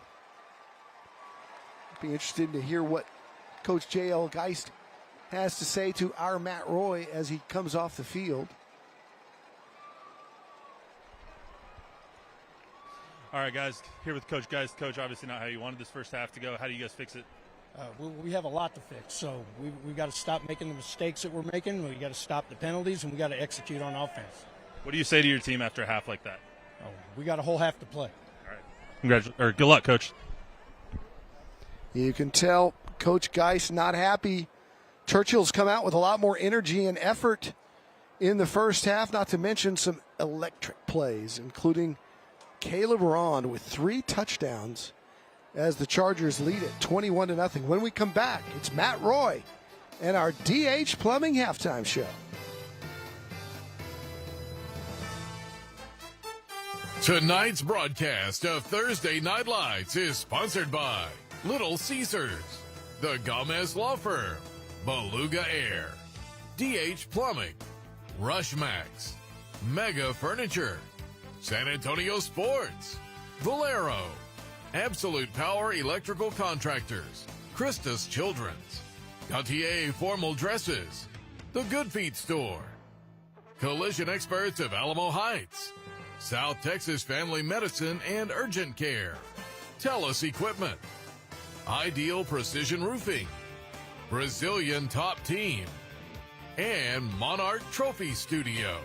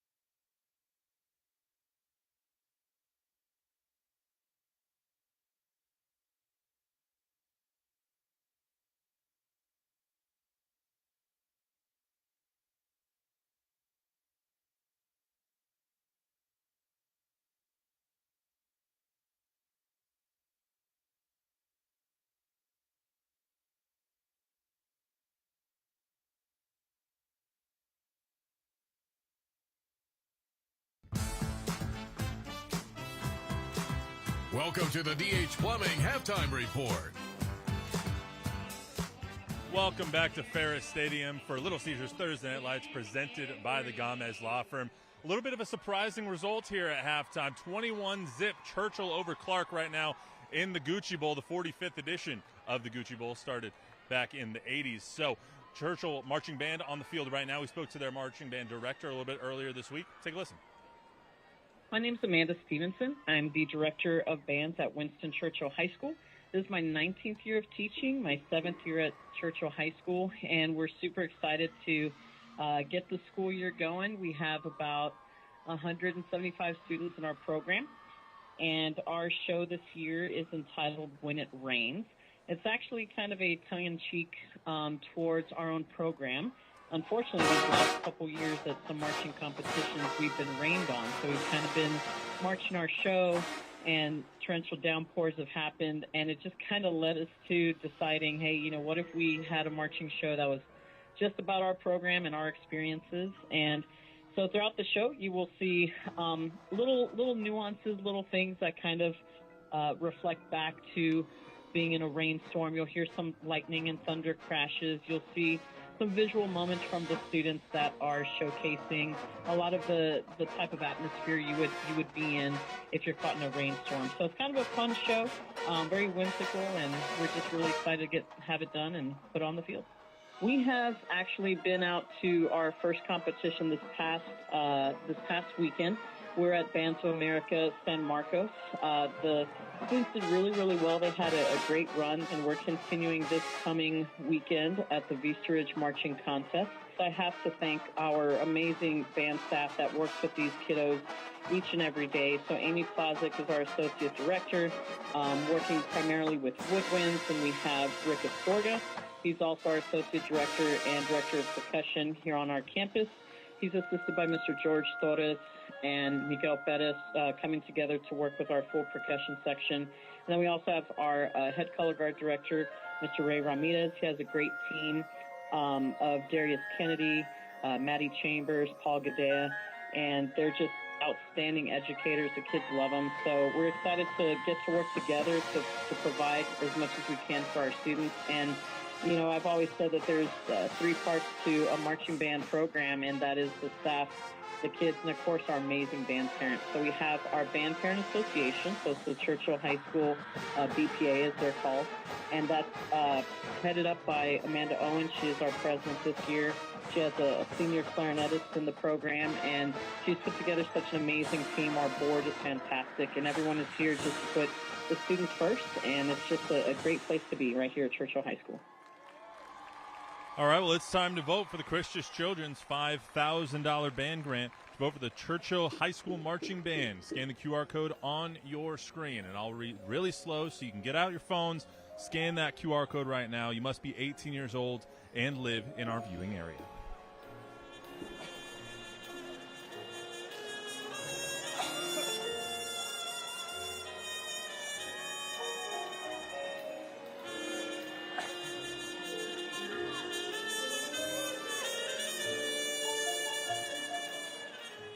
San Antonio middle and high school athletes are doing great things for our community. San Antonio Sports and Valero are shining a light on teams and individuals who model key values through their actions. This week, we salute 2 schools whose community projects demonstrate beyond the game values. Poth High School football empowered the next generation of Pirates by hosting the 2025 Poth Football Camp. Student athletes stepped into leadership roles, mentoring young campers through drills and skill development. The Wagner High School girls basketball team gave back to their community by serving at the Judson ISD Senior Sunrise for the class of 2026. The team came together to celebrate their seniors, assisting with food and drinks while creating a welcoming atmosphere. Their efforts reflected not only their teamwork on the court, but their commitment to honoring and supporting the Judson ISD community. These athletes demonstrated the beyond the game values of integrity, respect, teamwork, excellence, and community service.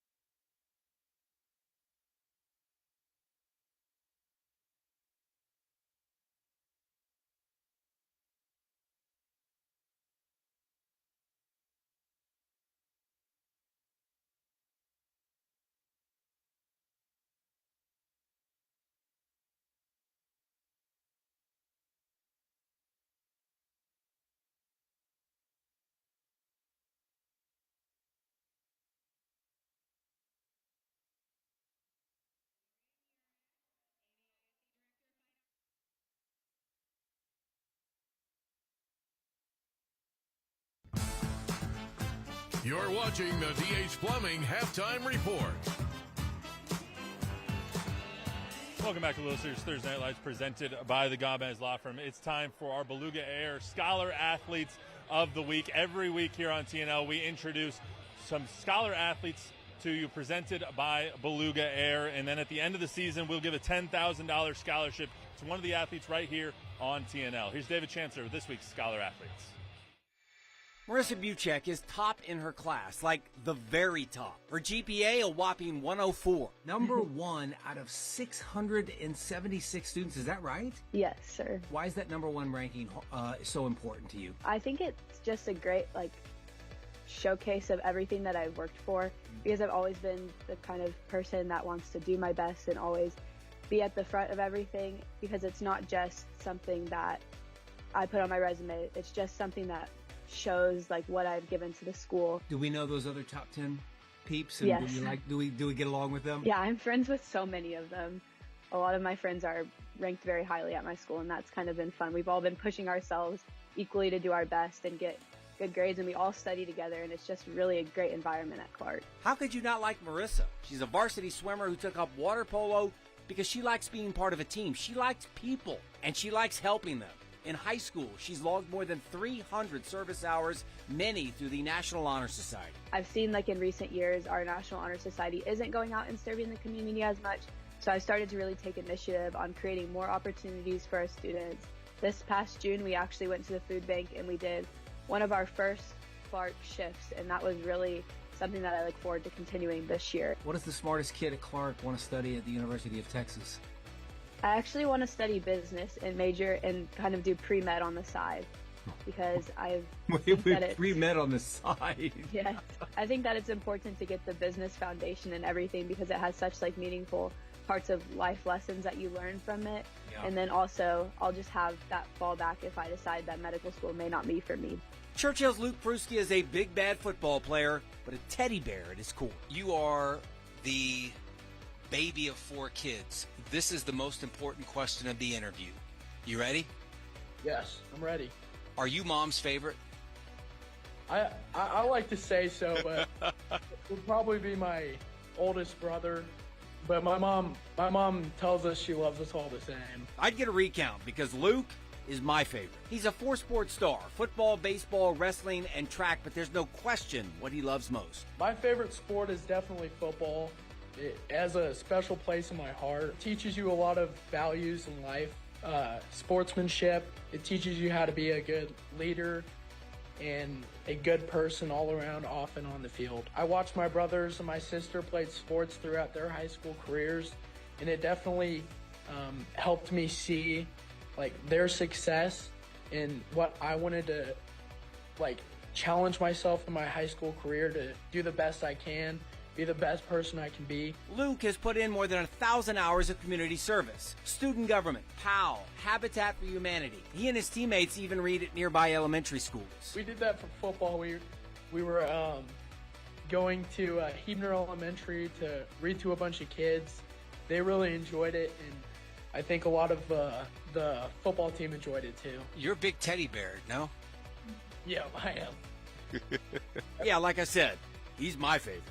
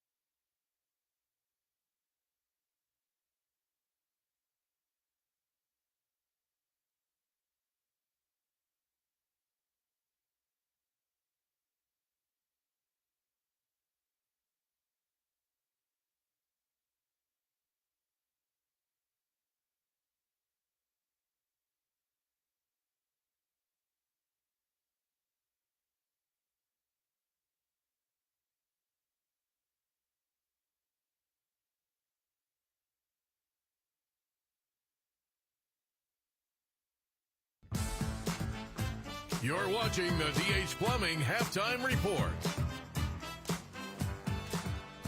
Welcome back to the TNL Halftime Show. We're getting ready here to listen to the Clark High School Band. A little bit earlier this week, we talked to their band director. Take a listen to what they're all about. I'm Justin Murphy. I'm the director of bands at Clark High School. I've been in education for 20 years. This is my 14th year at Clark. It's my 7th year of being the director of bands here. We're a little on the smaller size for a 6A band. We have about 130 students involved. I would say that we're a little on the younger side, but we've got a pretty good mix of kids 9 through 12. The show's title is called Flights of Fancy. It's kind of based on the aesthetic of 1980s paper art, kind of Nickelodeon kind of ideas, you know, paper airplanes and things like that. There's some pinwheels on the field too, and the music is absolutely great. The drill is very high velocity, and it's a very exciting show. We're going to start actually this week on Saturday at Piper, and that's a U.S. Bands contest, and we will be at Piper, and then the next week we are going to Judson, both U.S. Bands contests, and then we have UIL at Ferris, and then area after that, which will be in Austin. Well, I've got a great staff around me with Ben Goskowski, who handles all of our percussion stuff, and he's been with me for a couple of years now. And then a new addition, Ryan Halbert, joined us this year, and he's kind of our resident woodwind guy. And Tina Burke does all of our color guard, and they're such a great staff, and we work so well together. And of course, I've got very supportive boosters who, without all of this, you know, it does take a village, and it takes the entire community working together to be able to put on these kind of productions and to do this with this many kids. And of course, I've got a very supportive administration here at Clark that is always supporting everything that we do. All right, it's time to vote for the Christian Children's $5,000 band grant. To vote for the Clark High School Marching Band, scan the QR code on your screen. You must be 18 years old or older and live in our viewing area. Thanks again to Christian Children's for sponsoring this year's $5,000 band grant.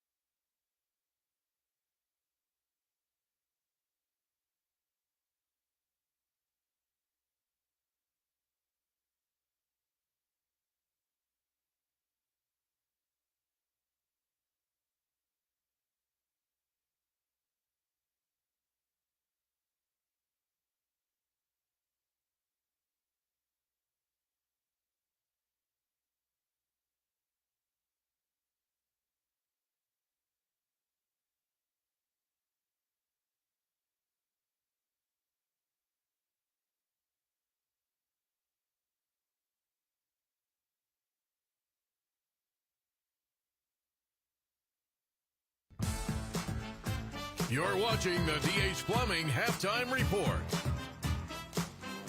The DH Plumbing Halftime Report continues. Churchill leads Clark 21-0. Great to hear those two bands, Scholar Athletes, and our halftime highlights now. It's been the Caleb Ron show. Just a fantastic highlight. And he had more to come as he put the Chargers up 7-0.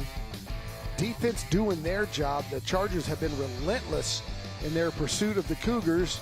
And then a great play. Brady Keller making a catch down to the 1-yard line. And that set up Ron for his second score of the night. Defense, as I said, been coming through. Big pick off there by Elliott Watts. And then the highlight of the night. Caleb Ron with the hurdle, the stick, and a continuation to get his third touchdown of the night. That one's going to be talked about on social media all night long. And the Chargers have been dominant. They lead at 21-0. They get the ball back when we come back on Little Caesar Thursday Night Lights.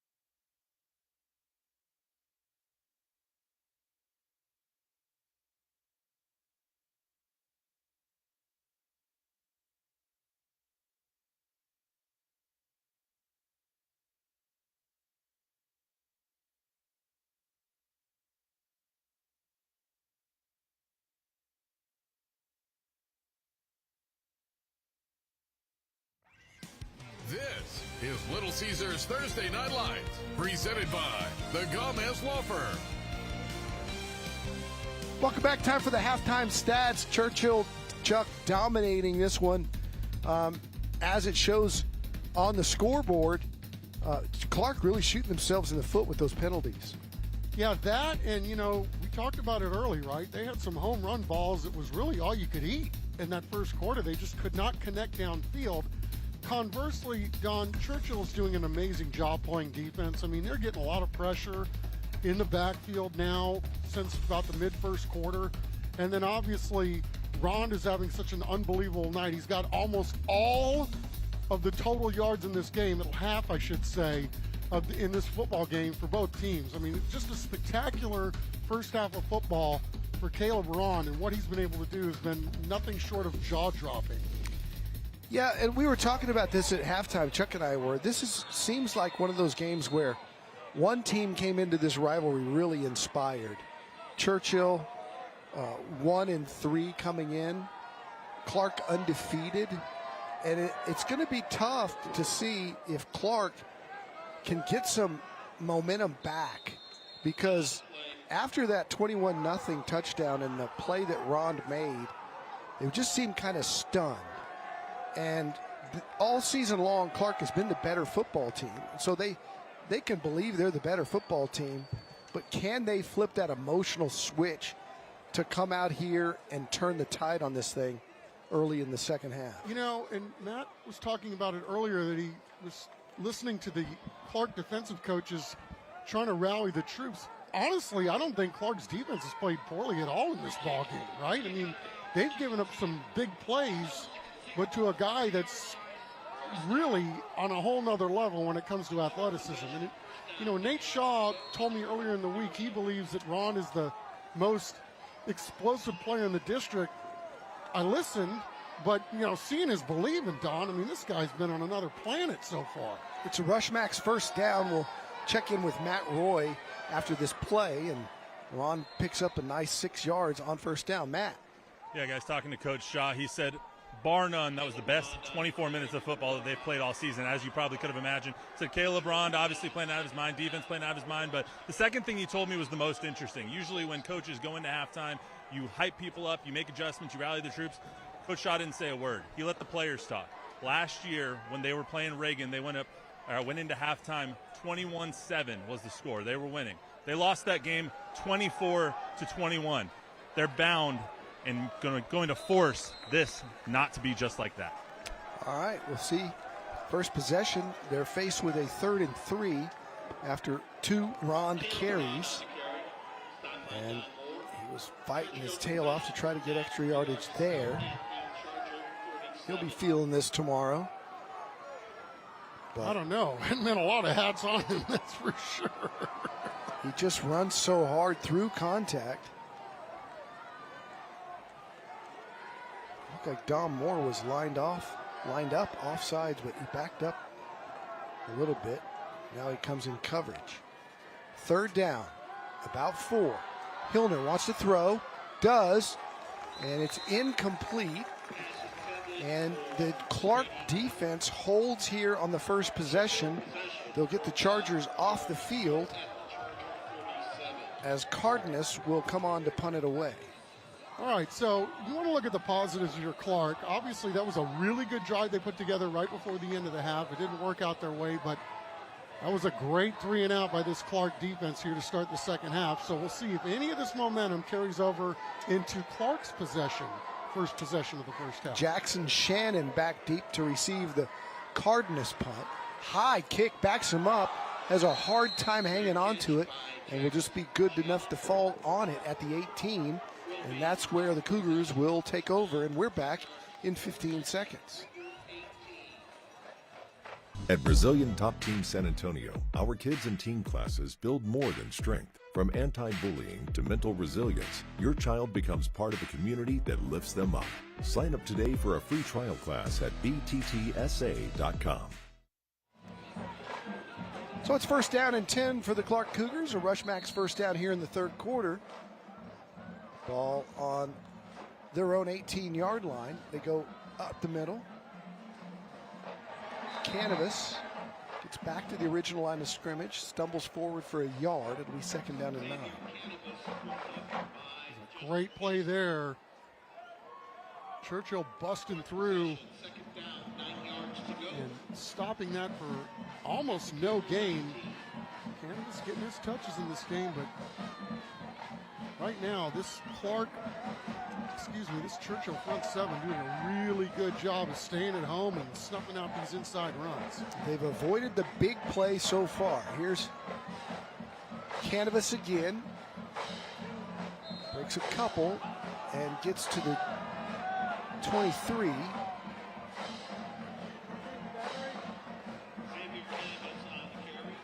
It'll be 3rd down and about 5. Plenty of time. Clark has just got to try to establish something on offense and kind of get going. You know, they've been playing a little bit like they've been trying to slug their way out of mud so far in this football game. But again, that was a really good drive to end the first half. Canavas is their big weapon, so is Johnson. Santillan running for his life. He's going to be sacked. Guess who? Bird. Getting back there again. We have talked about him a lot tonight, and Ethan Bird, the junior, comes up with another huge play, and now the Cougars are backed up all the way back. They'll be standing on the 4 to punt it away will be David Sim. Chargers should have good field possession here. Good kick, though. Going to back them up. It's fielded at the 40. To the cross midfield and down right there. And Churchill will take over inside Clark territory. There's a flag down on the play. And it looks like it's going to be a hold on Churchill, so that will put them back in their own territory.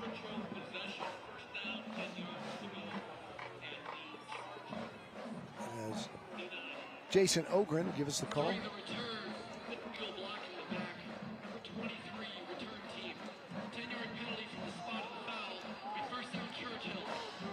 And so the Chargers will have it when we come back.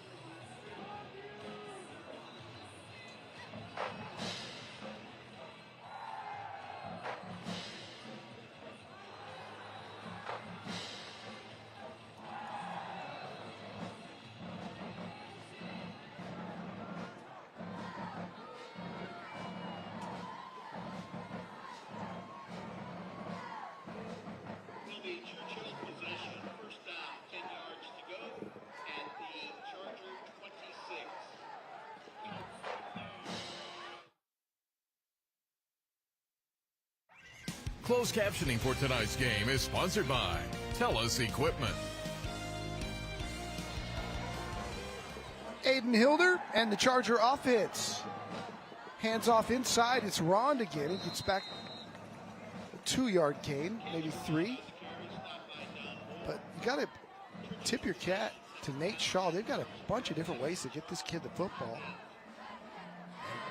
And Clark, though, doing a good job of sniffing it out. Yeah, had a hard time, Ron did, getting started on that one. Ran into his own guys. There was a little bit of confusion on that play. Who was supposed to be where, but Ron, man, this guy and the way he moves, it's a whole nother animal with this guy. Wow. Second down. They give it to him again. He gets back to the line of scrimmage, and that's it. So the question is, what else? What else do they have as Ron gets up a little hobbly here. He's going to shake it off. But if you're Clark, I'm eliminating 2. Beat me with something else. That's what they just did on the last play. And if Aiden Hiller had kept the ball, I think he's running a lot further than those first down markers. What else do the Chargers have? Who else will it be if it's not going to be number 2? That's a question that will have to be answered if they're going to continue to move the football.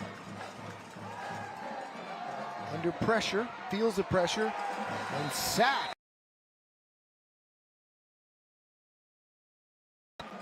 The whole ball game, and you can see that Nate Shaw not happy with the breakdown and not sure where that one was going to go anyway, unless it was a called quarterback draw that just didn't develop. Well, it was a good job that time by Clark moving some guys around. They put Michael Nwanku outside. The inside guys stayed home and got to stop. Good kick. Cardenas backing him way up inside the 25. And he's got some room after outrunning the coverage to the 40, to the 45, 50, to the 45, cutting back, could go for the score. There's a flag down back here.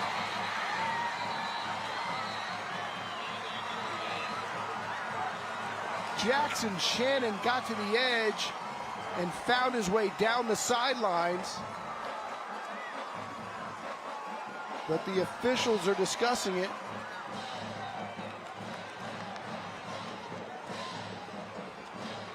And Clark thinks it's going to be on the Chargers.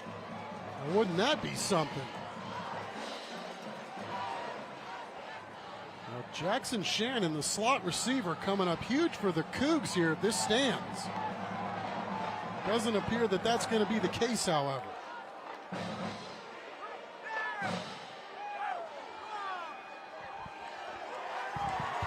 Yes, it is. I'll be doggone. During the return, illegal block in the back, number 24, Churchill. The result of the play is a touchdown. Penalties declined. Have you ever heard of a block in the back by the defensive team? Somebody trying to blow up the wedge, I guess. I don't know, but no, I have not. Jackson Shannon, man, once he got the edge, and then the vision to cut it back up towards the middle of the field, and see you later, Jackson Shannon. Just like that, the Clark Cougars are back in it. The extra point is up and good. It's 21-7, and Churchill will try to grab the momentum back when we come back.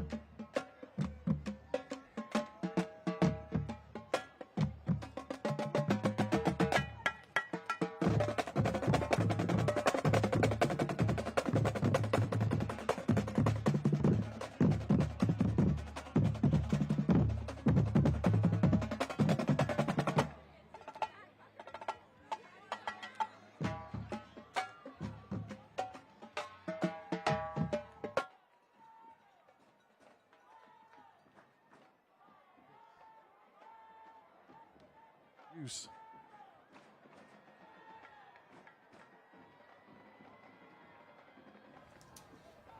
All right, so we got ourselves a football game. Jackson Shannon with the big punt return for a touchdown makes it 21-7 with 6 minutes to go here in the third quarter. And all of a sudden, those Clark Cougars, 4-0 on the year, let Churchill know we're back and we're here. So let's see where this thing goes from here. Churchill will field the kick in the end zone and take a knee. And the Chargers offense wasn't able to move there early in possession number one here in the third quarter, as the Clark defense is going to key on Caleb Ron, and they're going to have to come up with another way to beat the Cougs. Well, we talked about it at the onset, Don. Churchill's got really good skill players. Great running back, obviously. You've seen that on display tonight. They got two really good quarterbacks. One is hurt. They've got really good guys outside, but their best guy, Watkins, played nicked, and we haven't seen him in a minute. Flag down as Ron has the ball. And it's going to be a false start on the Chargers. A helmet came off one of the Chargers' offensive linemen, so he'll have to leave a play. Ryan Palm. False start, offense, number 81, 5-yard penalty, still first down. Maybe a good time to shout out Clark's special teams tonight, because obviously that was needed. Wherever the juice was going to come from, had to come from somewhere. And their special teams tonight has come really close to blocking 2 punts. Haven't gotten home yet, but boy, what a play that was on the Shannon return for the touchdown. Get Clark right back in this football game. Now it's 1st and 15. Ron in the backfield. They fake it and they blow it up to the Cougars. Hillner's going backwards, and it's Aiden O'Donnell again. Churchill's going to have 2nd and 25. 23.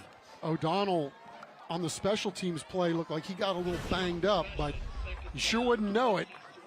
Here he is on defense now and staying right at home, going right through his guy and making a huge play for this Cougar defense. So Clark's starting to feel a little momentum here. It's a jailbreak again. Hillner got rid of it. And there was a receiver over there. Boy, I didn't think he was going to get rid of it. I thought that had safety written all over it. But right now, Clark is bringing the house, and Churchill has no answer for it. Yeah, it's going to be 3rd and forever, but hats off to Aiden Hillner. You're right. I mean, they were sending everybody on that particular play, and Hillner somehow managed to stay alive just to get outside the tackle box and chuck it away. They go to Ron, and he's still on his feet, still fighting for yards. He gets about 8 of it back, but they'll have to punt it away, and all of a sudden the Cougars are looming. 4th and 16, and Cardenas comes out to kick it away.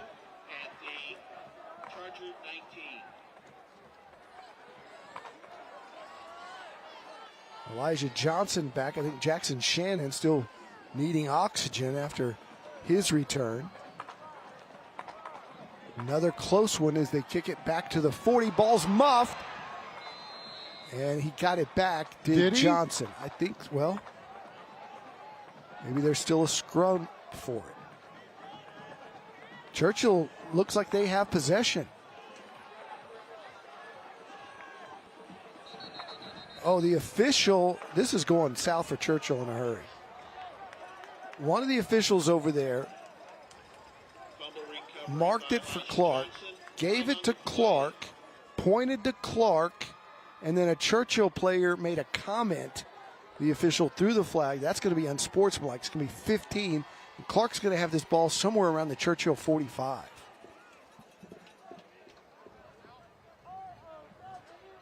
The result of the kick is a recovery by Clark. It'll be first down, Clark. Unsportsmanlike conduct. Churchill, number 8. The 15-yard penalty will be added from the spot of the return. First down. Timeout. Media timeout. All right. We'll check out the replay when we come back and see who fell on that football.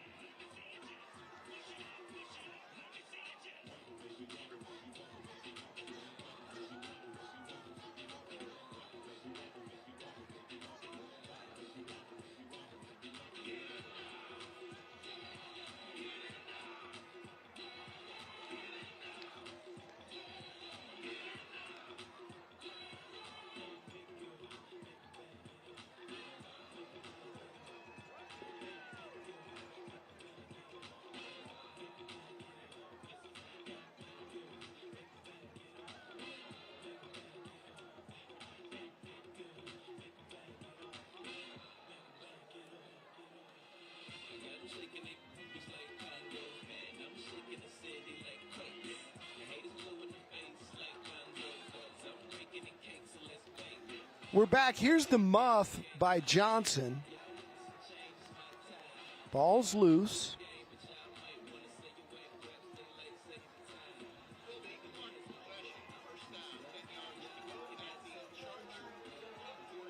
Well, it's not as clear-cut as I thought. Yeah, but once he's down, if he jumped on top of that ball, it's a dead ball. Santillan gets it out to Shannon. He's still on his feet. And he's out of bounds at the 39-yard line. Another nice play by Shannon, right? Guy's already made one big play tonight. Why not get him the ball outside and see if he can make something happen? That was a great job just getting a couple on that one. Our Matt Roy did a fantastic job profiling Ale Ramirez's incredible comeback from a near-death situation. He's down on the sidelines now with Ramirez's family. Matt. Hey, guys, yeah, very special guest. We're actually on the wrong sideline. They should be on the other side. But I got him to come over here because that's where the mic was. Mandy and Brian Ramirez, got to know them last year after Ale dealt with his near-death experience, had the flesh-eating bacteria in his throat. Number 43, now on the sidelines once again after staying in the hospital for a couple of months. Can you guys just tell us a little bit about what happened? So Ale was feeling really ill, a lot of pain in the neck, fever, and then went to the hospital trying to keep it kind of short, and they found out that he had a flesh-eating bacteria, was put in an induced coma, and was on a ventilator for life. I'm watching to make sure we don't get hit here. On a ventilator for about a month and a half. And then he got all of his weight back. He lost 60 pounds or something like that. Short, he was a star athlete, great kid, heart of gold.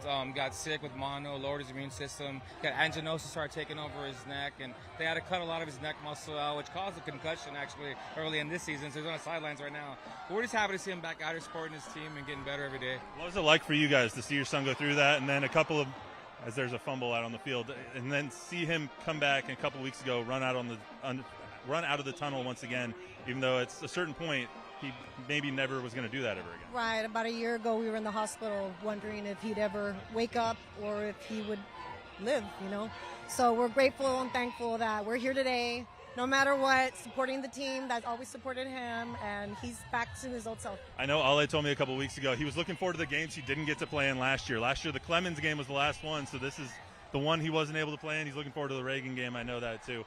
You guys are now, he's halfway through his senior year. The ride's almost over, but how thankful are you to see the cross around your neck that God blessed you with having your son back and able to run out on the field again and able to be with you? We're very, very thankful and thankful for the community, the Churchill community, the coaches, the teammates. That's what he always wanted to do, be with his boys, so we're here today. Yeah, and we're just thankful to God for always being with our family and putting us through some tough times. And just knowing the type of person our son is, to see him trying to come back as hard as he is really, really empowering and a message to tell other kids as well. And if I may take a point of personal privilege before we get back to the game, the reason that I do what I do is because of families like this, and the blessing that I got from knowing you guys is amazing. Thank you so much for letting me in and allowing me to tell the story, and thankful that Ale is still alive and on the field right now. So thanks, guys. Appreciate it. Yep, you did it well, Matt. Emmy-nominated story that was.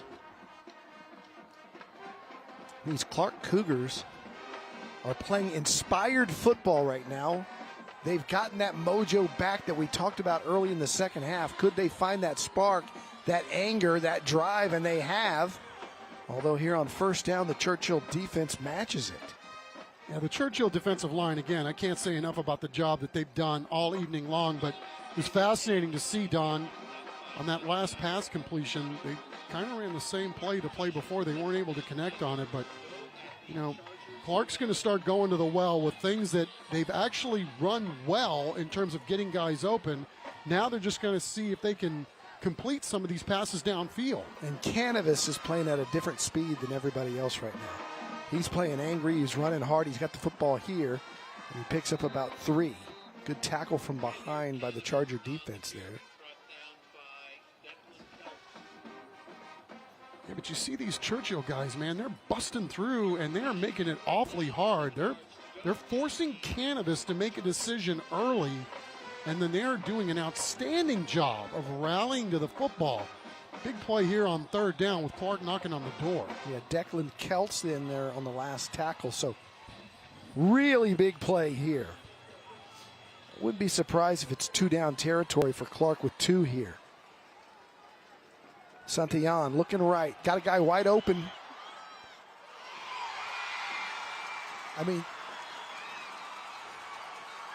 that's a touchdown. I couldn't see it. It looked so wide open. I wasn't sure if he caught it. Touchdown, Cougars. You know, everybody buying the run, and Clark goes back up top. Great job by Santillan. He could have run for that thing too, but hey, man, if one's going to flash like that and Elijah Johnson's going to be that wide open, get the man the rock. So all of a sudden, it's a 21-14 football game with 21 seconds left here in the third quarter.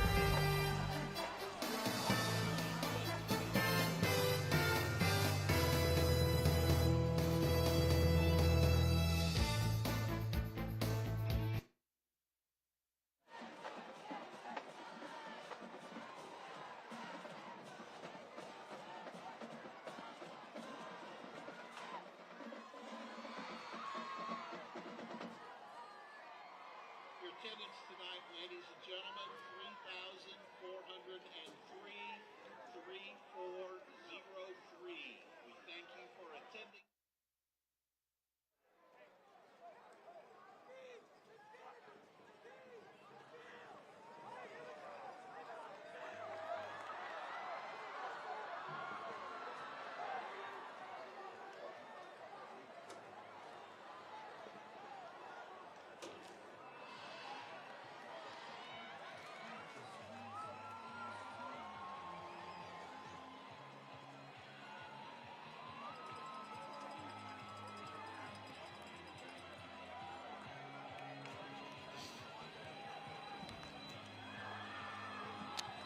.21 seconds to go, third quarter, and all of a sudden this 21-0 ball game is 21-14, and the Clark Cougars woke up at the half. We could see it on the face of that man right there, J.L. Geist. He was not a happy camper going into that locker room. Whatever he said worked, because these Cougars have come out fired up, especially this defense. Churchill's gone nowhere on their first possessions here in the third quarter. Ball goes out of the end zone. It'll be a touchback, and Chargers are going to need to get something going here to take back momentum in the third quarter. Can they get something going, something inspired here? Well, that's what you got to do, right? I mean, obviously Churchill doing a really good job of getting the ball to their playmaker, the one that's still healthy in the first half, and you got a scoreboard that reflected that. And then here we go in the second half where the Clark playmakers are starting to step up. I mean, E.J. Johnson, this guy, they've lined him up all over the field this year, running the ball, slot receiver, outside. Clark likes to create mismatches, and boy, they had one right there because E.J. was wide open in the end zone. You see Hillner's stats, just 3 of 11 on the night. So rush max first down. He's got Ron back there with him. Hands it to him. He's got a seam, and he's got a good first down gain. Let's see if they can sustain that and move the sticks a couple times. That's most likely going to bring us to the end of the third quarter. Churchill's going to be content to watch it tick down to 0. And they'll start the fourth quarter here at the 45th playing of the Gucci Bowl in a 21-14 game. It's living up to the rivalry here at Ferris Stadium.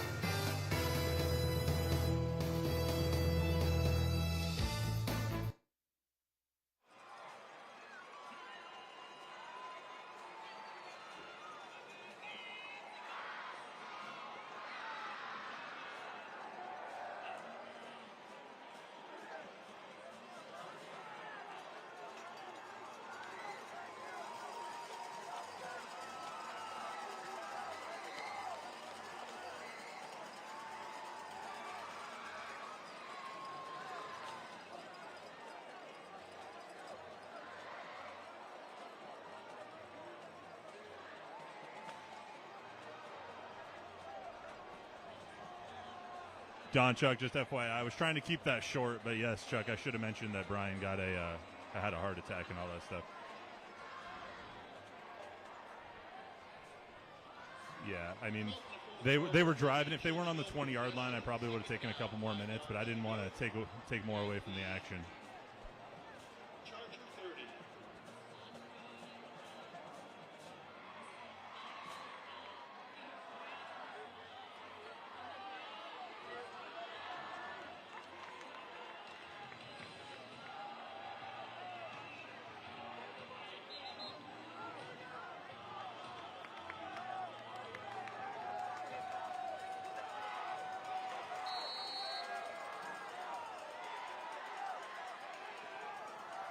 So the Clark Cougars with 14 unanswered in the third quarter make this a football game. Look but maybe out. Here goes Ron down the sideline. They're not gonna catch him. His fourth touchdown of the night, and the Chargers go up 27-14. Another great play design by Churchill on this play. How are you going to get two in space? Well, you make him commit to the quarterback for just a second, and that's all Mr. Rond is going to need. However, I looked, and there it is. It's coming back on the far, far sideline.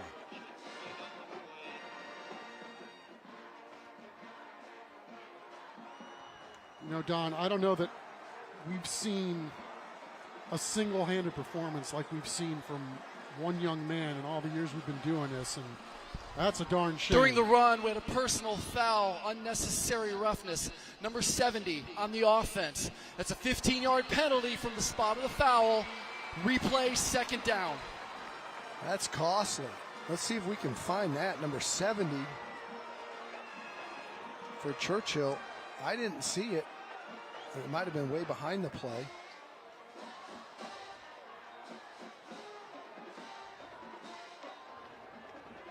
Nate Shaw inquiring about. Seems satisfied with the explanation. There's 70 leaking out right at the 30-yard line. One hit there, another there. Now, does he chase that 6 out of bounds? We can't see it.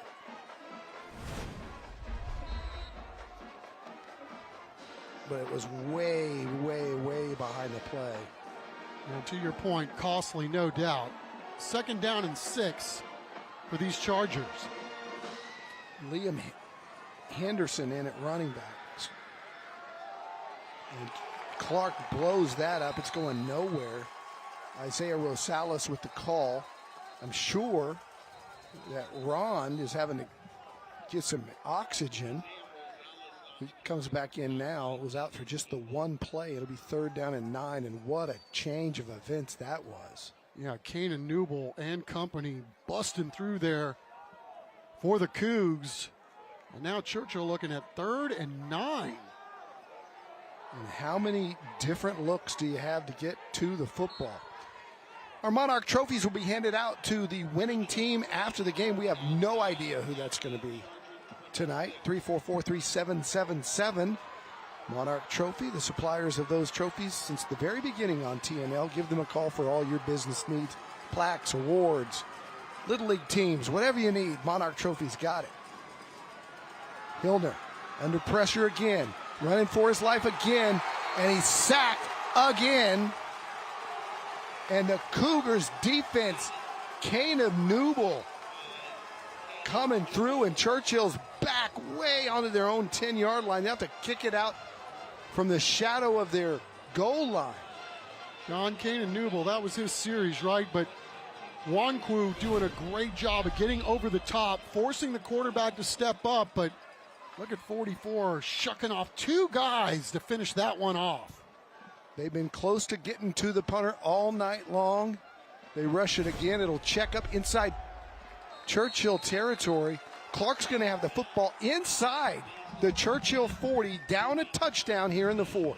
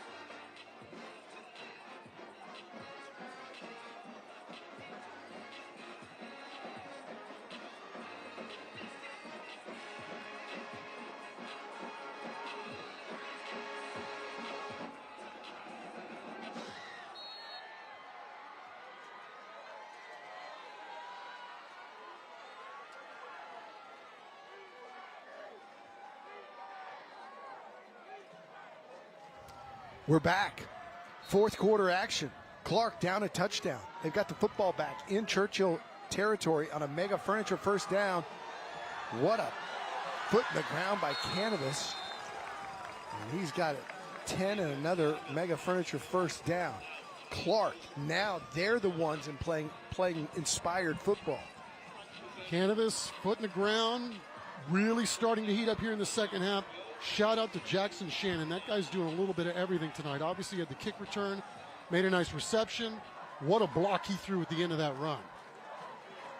They'll go to Gamez again, right up the middle. He's gone. Touchdown, Clark. They're an extra point away from tying it up.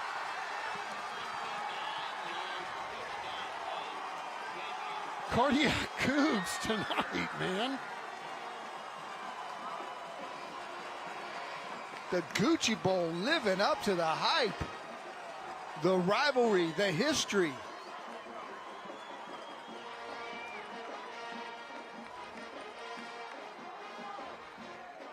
The extra point is up.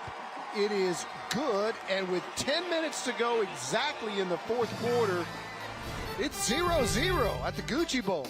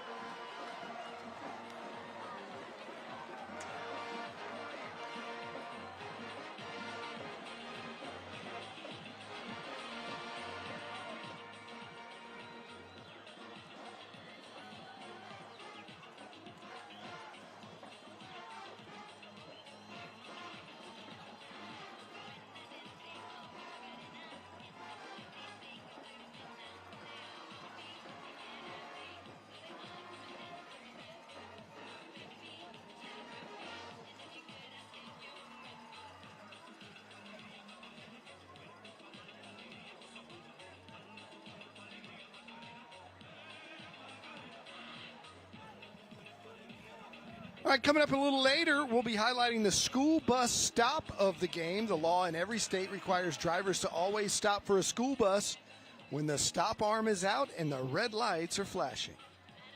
So stick around for that. And right now, nobody's stopping those Clark Cougars.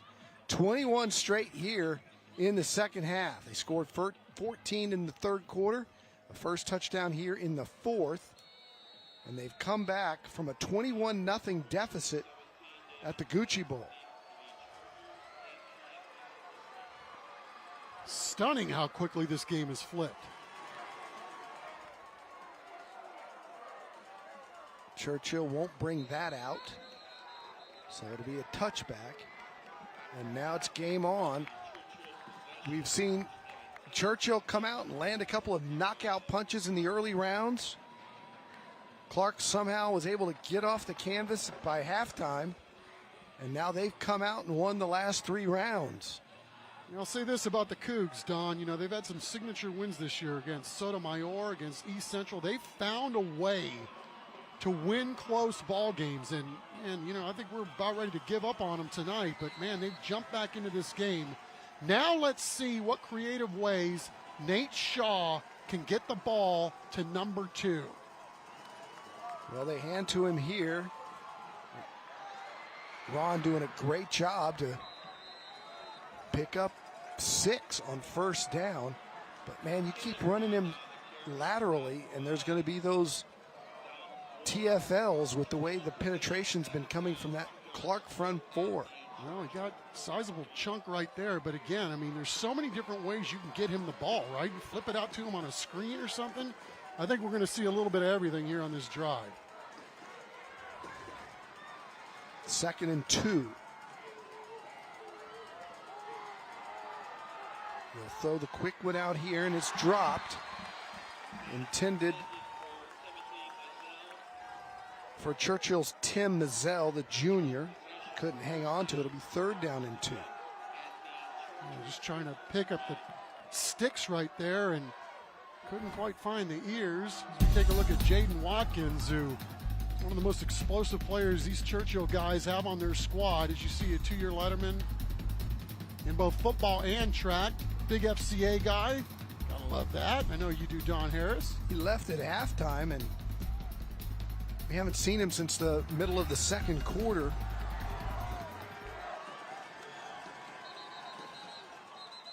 And whistles stopped this one.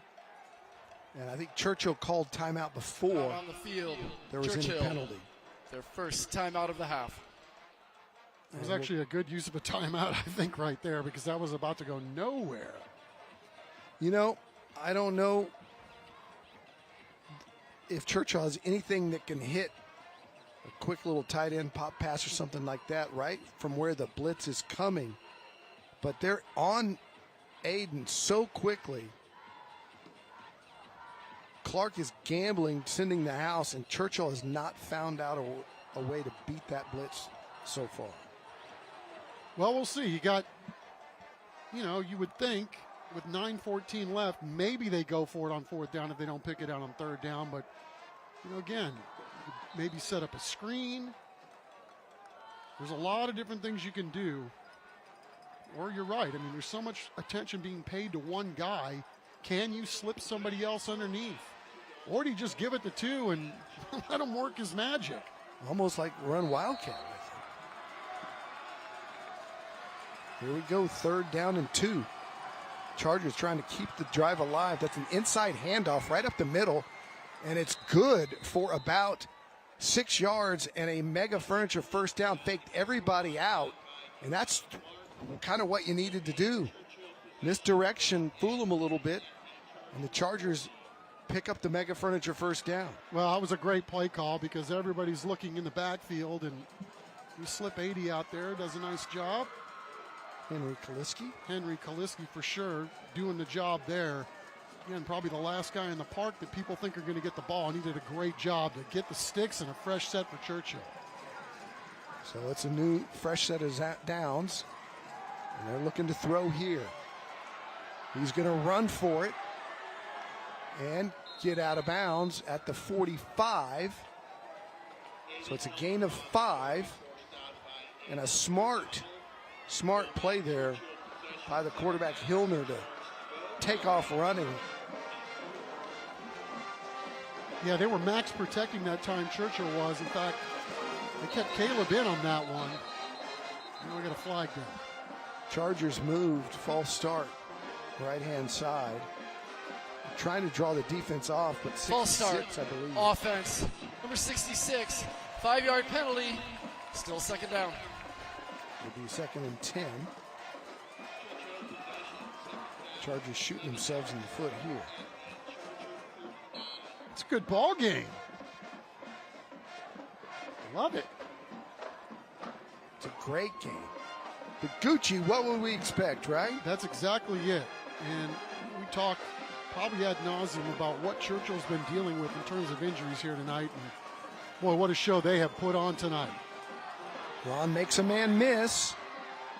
Oh, that was close to being another 5-yard loss because of that great penetration by Kanan Newble. He's been back there a few times, and that was just Ron being able to escape it somehow.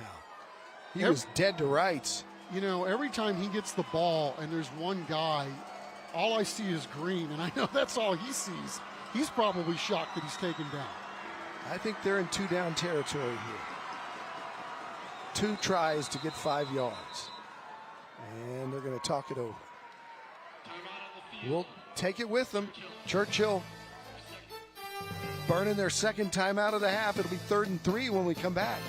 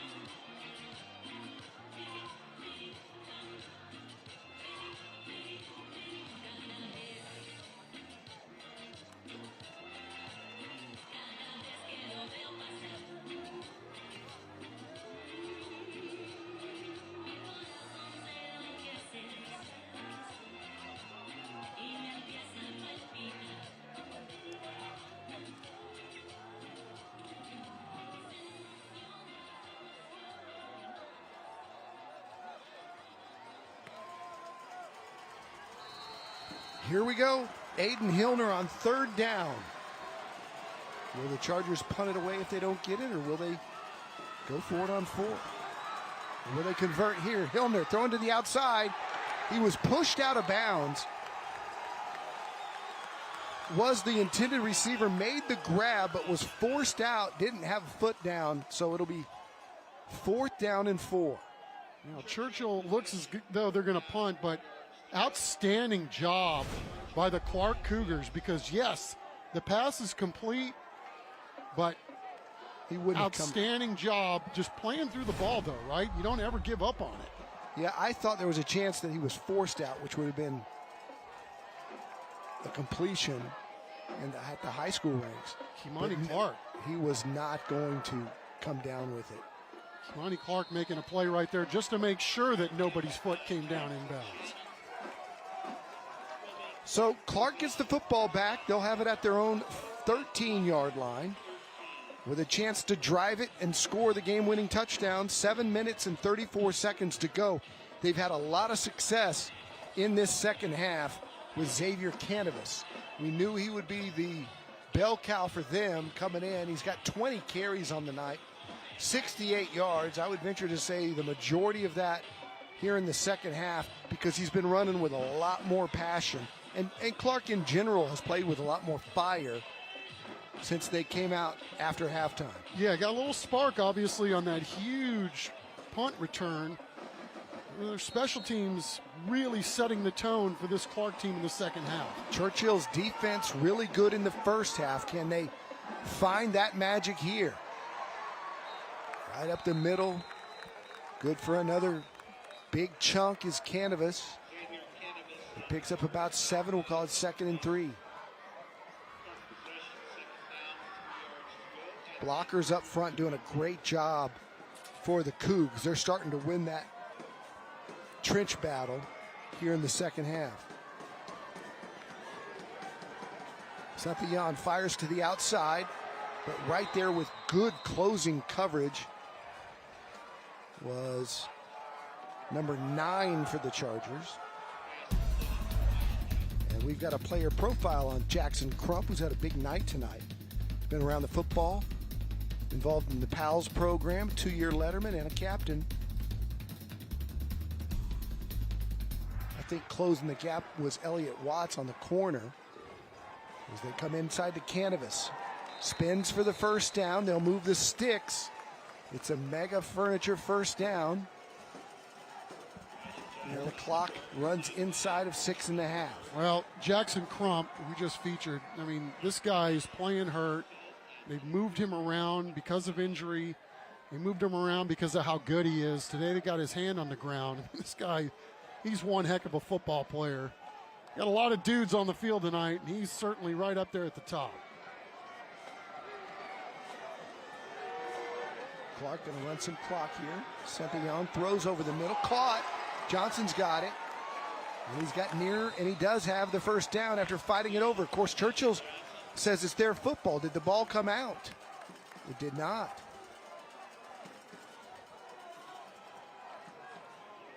And again, Clark going to, some of the big guys that got him here, right? 0 and 1. That's exactly it. Those dudes have been it all year for these Cougs. And EJ, this guy was their leading receiver a year ago, just a junior, and he's off to a great start again this year. As you see Canavas taking a run and taking a big-time hit out of bounds. He stayed down, no flag. Contact was right on the sideline. Canavas fighting for every inch. And that was late and out of bounds. Canavas is catching his breath over there. Still plenty of time on the play clock. Cougs a little bit slow to get back to the line. Second down, they go inside. Churchill makes the tackle after a short gain. Be third down and about 3. And they're coming back with Canavas. Yeah, big old Nate McManus, the senior. Just give him the ball and let him start trucking guys. You're going to have Big Nate go outside now. I would want to stay out of his way, too. Churchill making a substitution on the nose. Saint-Étienne going to throw it on third down, going deep, got a man down there, and it's incomplete. So now it's 4th down and 3. And an interesting decision here. It's right in that area where you could go for it. Instead, it looks like J.L. Geis is going to play it safe and run out his punter, David Sem. And he might give Churchill one more shot at driving this football. But his defense has been great. Churchill's offense has been less than explosive here in the 3rd and 4th quarter. Sem gets it away. It's a low kick. Going to skip inside the 20. Going to go all the way inside the 5. Wow. All the way down to the 1. And we're back in 15 seconds. What a kick. At Brazilian Top Team San Antonio, our kids and teen classes build more than strength. From anti-bullying to mental resilience, your child becomes part of a community that lifts them up. Sign up today for a free trial class at bttsa.com. All right, interesting play here. 4:36 to go. Clark's defensive front has dominated the second half. They can win this game on a safety here if Churchill isn't careful. That ball was on the 1-inch line. The official moved it to the 1. But Hilner's got to be real careful here. Got their ears pinned back, gets out of the end zone and has some room. Across the 10, he gets it out to the 15-yard line. Clock continues to run, but wow, great job by the quarterback there. No doubt. You know, they've had this a couple times where on the rip and read, he could have taken off with the football. Clark, though, for the most part, has done a really good job of reading their keys right there around the line of scrimmage.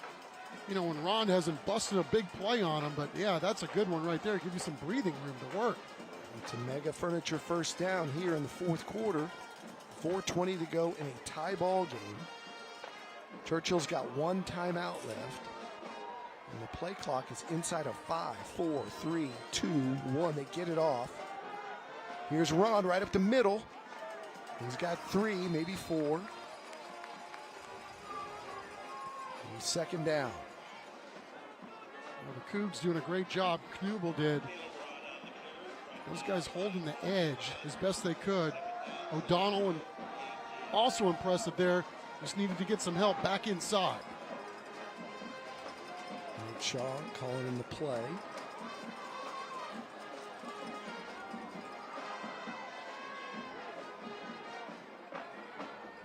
Play clock inside of 10 now. Churchill still waiting for the play. Nate's only got one timeout left, and he burns it right there. You can see how frustrated he was trying to get the play in, and for some reason it wasn't being communicated the way he wanted it to. It's okay, Nate. I know. I feel you. Sometimes you got to take that blood pressure medication, brother.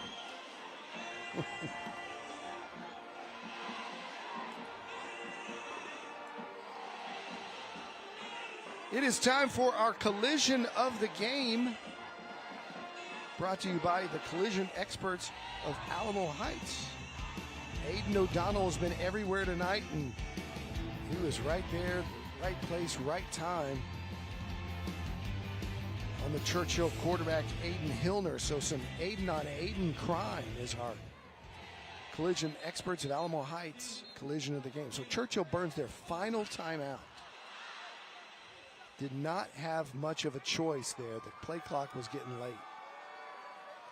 Yeah, I see Nate Shaw. He's trying to figure something out here. I mean, he's working with a short deck tonight in terms of his playmakers. A lot of them are not seeing action in this ball game, but boy, they've done an amazing job getting to this point. 3:25 left in the ball game and a 21-all game. Reverse going nowhere as Clark stayed home.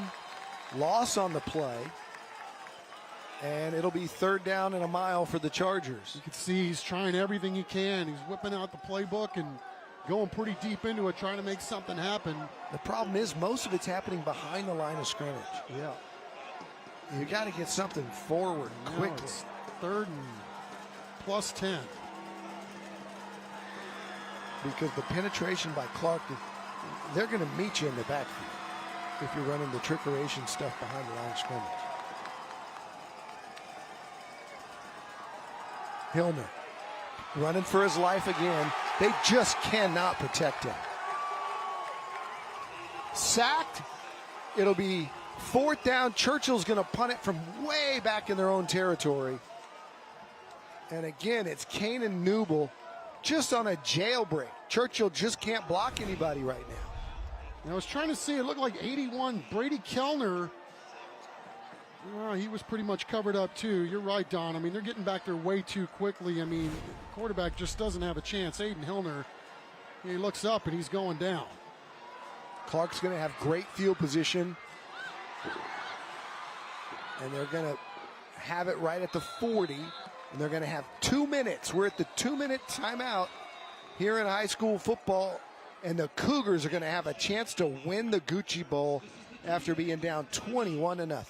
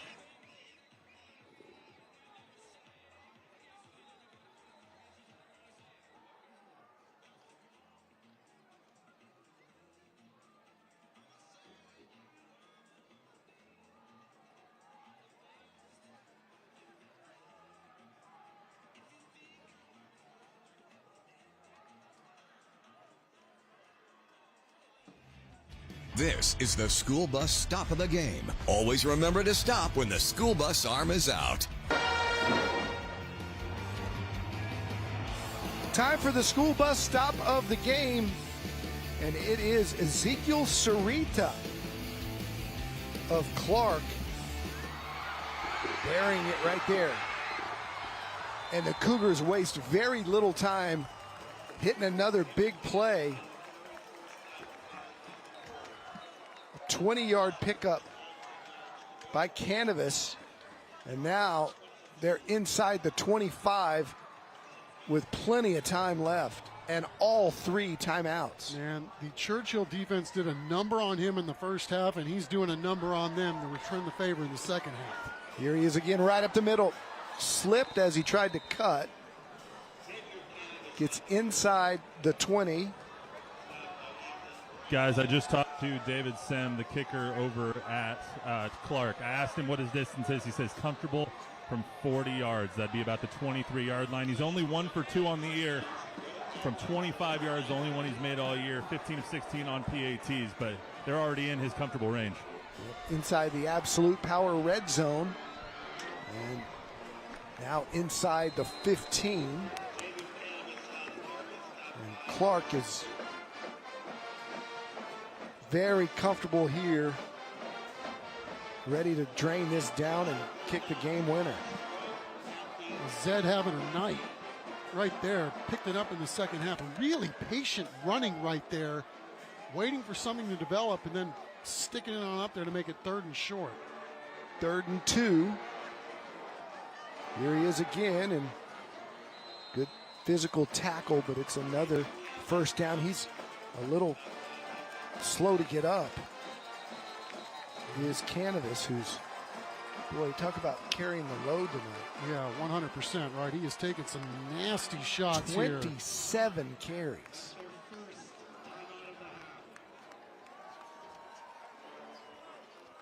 Who's the last back you know to get 27 carries? That's right. That's a month's worth. That doesn't happen anymore.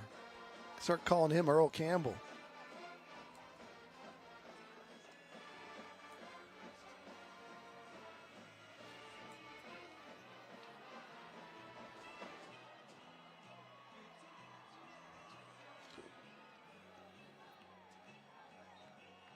remember the Churchill Chargers had a 21-0 lead at halftime, and one of those was the play of the year in high school. We're going to call it our South Texas Family Medicine and Urgent Care play of the night. Caleb Rond with this incredible hurdle play, stuck the landing and got into the end zone. It sent shockwaves around this stadium. Problem is, the real play of the night might end up being a game-winning field goal here in 42 seconds or so. It may not come down to that, as the bell cow Canvas continues to crash through the Charger defense. And Chuck, we have to give credit where credit is due. Both lines for Clark have dominated this second half.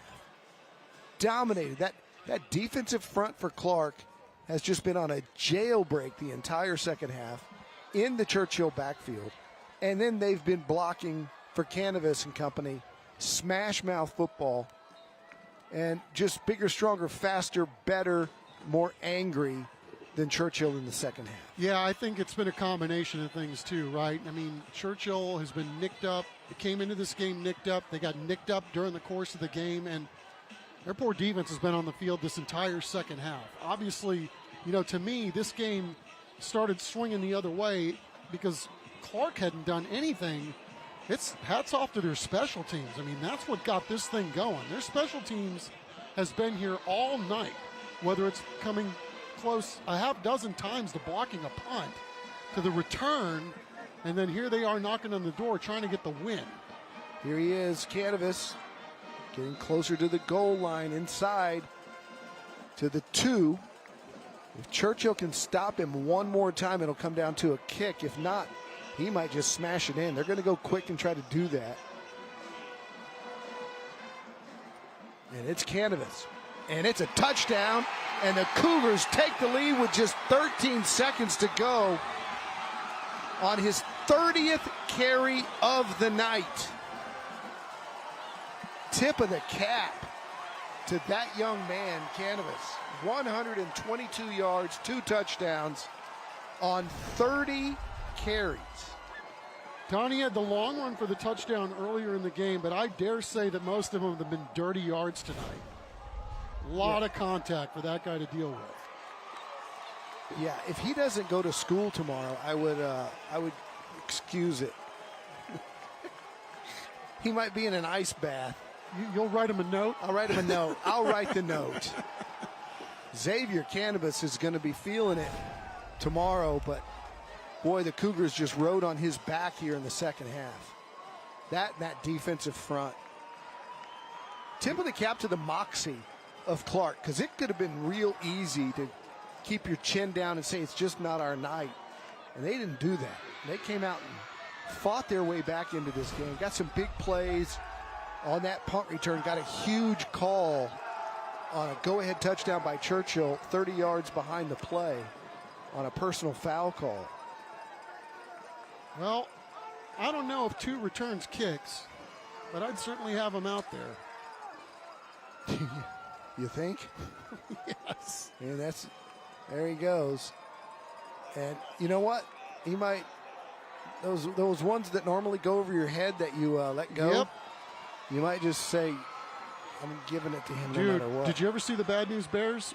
Remember Kelly Leak? It's like, Kelly, go get every single thing that you see. If this ball's hit left, you go get it, even if you're lined up right. There you go. They'll pooch it down the middle. Problem is, it's going to go to Caleb. Does he have what it takes to get there? He's going to be tackled, and there's going to be 5 seconds left. Churchill's going to have one play to try to tie this game up. Hats off to the Clark special teams tonight. I mean, it goes unheralded almost every single week. To me, they're the reason why they're winning this football game tonight. What a performance by Clark special teams. That's not an easy play to make when you know you got to stop one guy. And yet they had everybody in the right place, and they came up with a big play. Let's see if they can stop maybe number 2 from touching the ball again right here and end this ball game.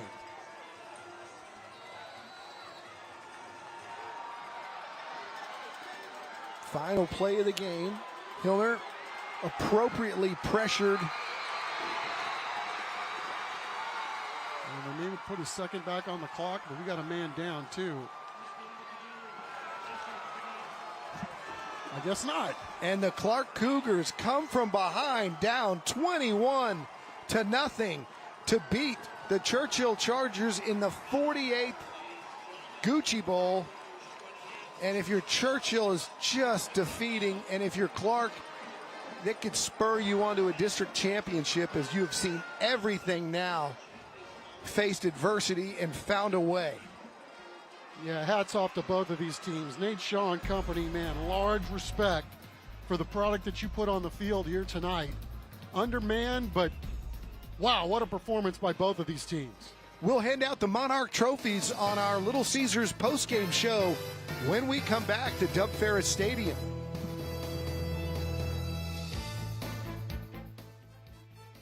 Tonight's broadcast of Thursday Night Lights is sponsored by Little Caesars, the Gamez Law Firm, Beluga Air, DH Plumbing, Rush Max, Mega Furniture, San Antonio Sports, Valero, Absolute Power Electrical Contractors, Christus Children's, Gautier Formal Dresses, The Good Feet Store, Collision Experts of Alamo Heights, South Texas Family Medicine and Urgent Care, TELUS Equipment, Ideal Precision Roofing, Brazilian Top Team, and Monarch Trophy Studio.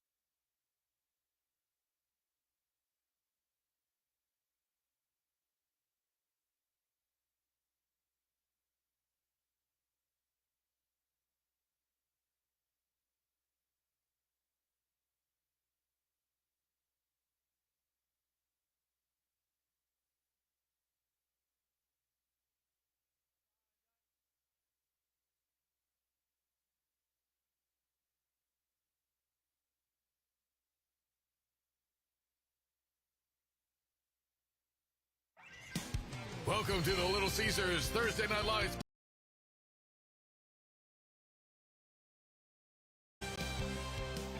(28-21), the final score here in the 45th meeting of the Gucci Bowl. Started in 1984. Churchill now leads the series 25-18 with 2 ties. Clark getting the maybe the biggest and most exciting win in Gucci Bowl history tonight, coming back from down 21-0 at halftime. Let's go down Matt Roy with the victorious Cougars. All right, guys, I hear that I'm in Cougar country. And we have 2 things to hand out. We have the TNL trophy, obviously, but even more important than that, and I don't say that often, Gucci Bowl champs. So let's hand out some hardware. I want to give a quick shout out to Caleb Rond on the other side. He had a heck of a game scoring. The hurdle over there was just ridiculous, although I will tell you his knee was down. So just FYI. I want to bring up our player of the game here, Xavier Cannabis. 30 carries, 121 yards, and 2 touchdowns. I believe I just. So I guess you guys got backpacking. He put you in here or something? He back hurt in here? So what happened at halftime? How'd you guys turn this one over? 28, score 28 in the second half. We woke up after halftime by a great speech by the coaches, which put us like in a great mood, and we went out there and fought, and then when we was high score, it was 0-0, and we fought harder, and it was like a dog game basically. A lot of times these games can help propel you. Now you're 5-0, undefeated in district play. You got half the season left ahead of you. What's that mean to you right now? We're just worried about the next game. Forget all the games in the past. We want to worry about the next game and win that game. Awesome. Well, our Little Caesars player of the game, Xavier Cannabis, guys. Let's go. Coach, will bring you up here. Coach Jail, guys, to the Clark Cougars. Coach, it's your best start here as a Clark head coach. What does this win as the Gucci Bowl champs and being 5-0 now mean to you? Okay, being 5-0 is awesome. We love it. And winning the Gucci Bowl is always great. But I am so proud of these guys getting their second win in district because that's their focus right now. Heck of a job. Coach, what'd you say to him at halftime? Because I need that as like my alarm clock or something. I honestly didn't say that much. I just we just talked about going in there and doing what we're supposed to do, just going and executing and playing hard. I'm gonna need that. One play at a time. I'm gonna need that recorded on my phone after we're done. All right, Coach, you guys got 5 games ahead of you in district play. You're undefeated in district right now, the whole season in front of you. What's the message to the team as you guys look to go 6-0 now next week? Well, it's exactly what Xavier said. We're going to focus on one game at a time. I'm going to let everybody enjoy this win, okay? And then next week we're coming back and we're going to work on that next game. I think Xavier needs an ice bath along with everybody else here. Ice baths going in. Congratulations to the Clark Cougars. This trophy's for you guys.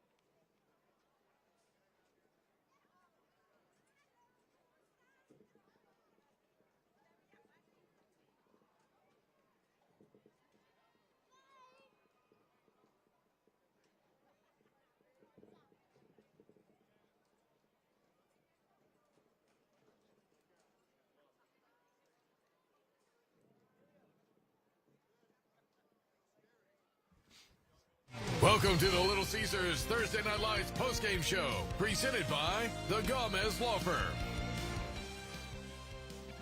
Well, what a great Gucci Bowl here from Ferris Stadium. Lived up to all the hype, the rivalry. Coming in, Clark undefeated, Churchill 1-3. We thought this might be a blowout. Churchill answered the bell in the first half, and Clark did what Clark does in the second. Caleb Rond made everybody in San Antonio know who he is tonight with a 4-touchdown performance. He was brilliant as the Chargers took a 21-0 lead. The play of the year in high school football as he went airborne and stayed on his feet for the touchdown to go up 21-0, but it was all Cougars in the second half. Jackson with this punt return to get things started for Clark in the second half. Their defense was dominant. The offense did it through the air.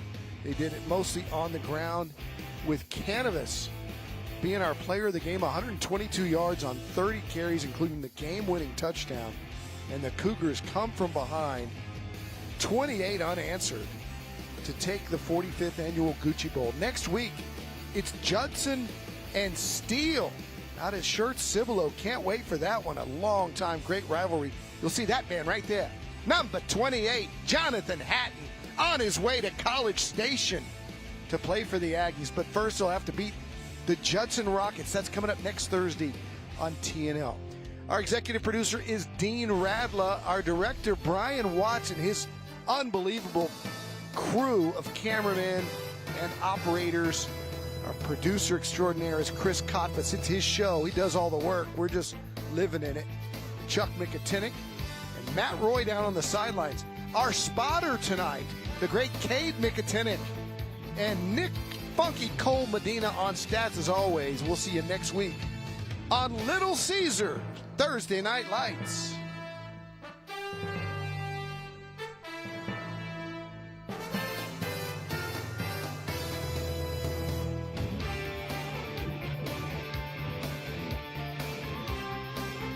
This is Little Caesars Thursday Night Lights, presented by the Gamez Law Firm.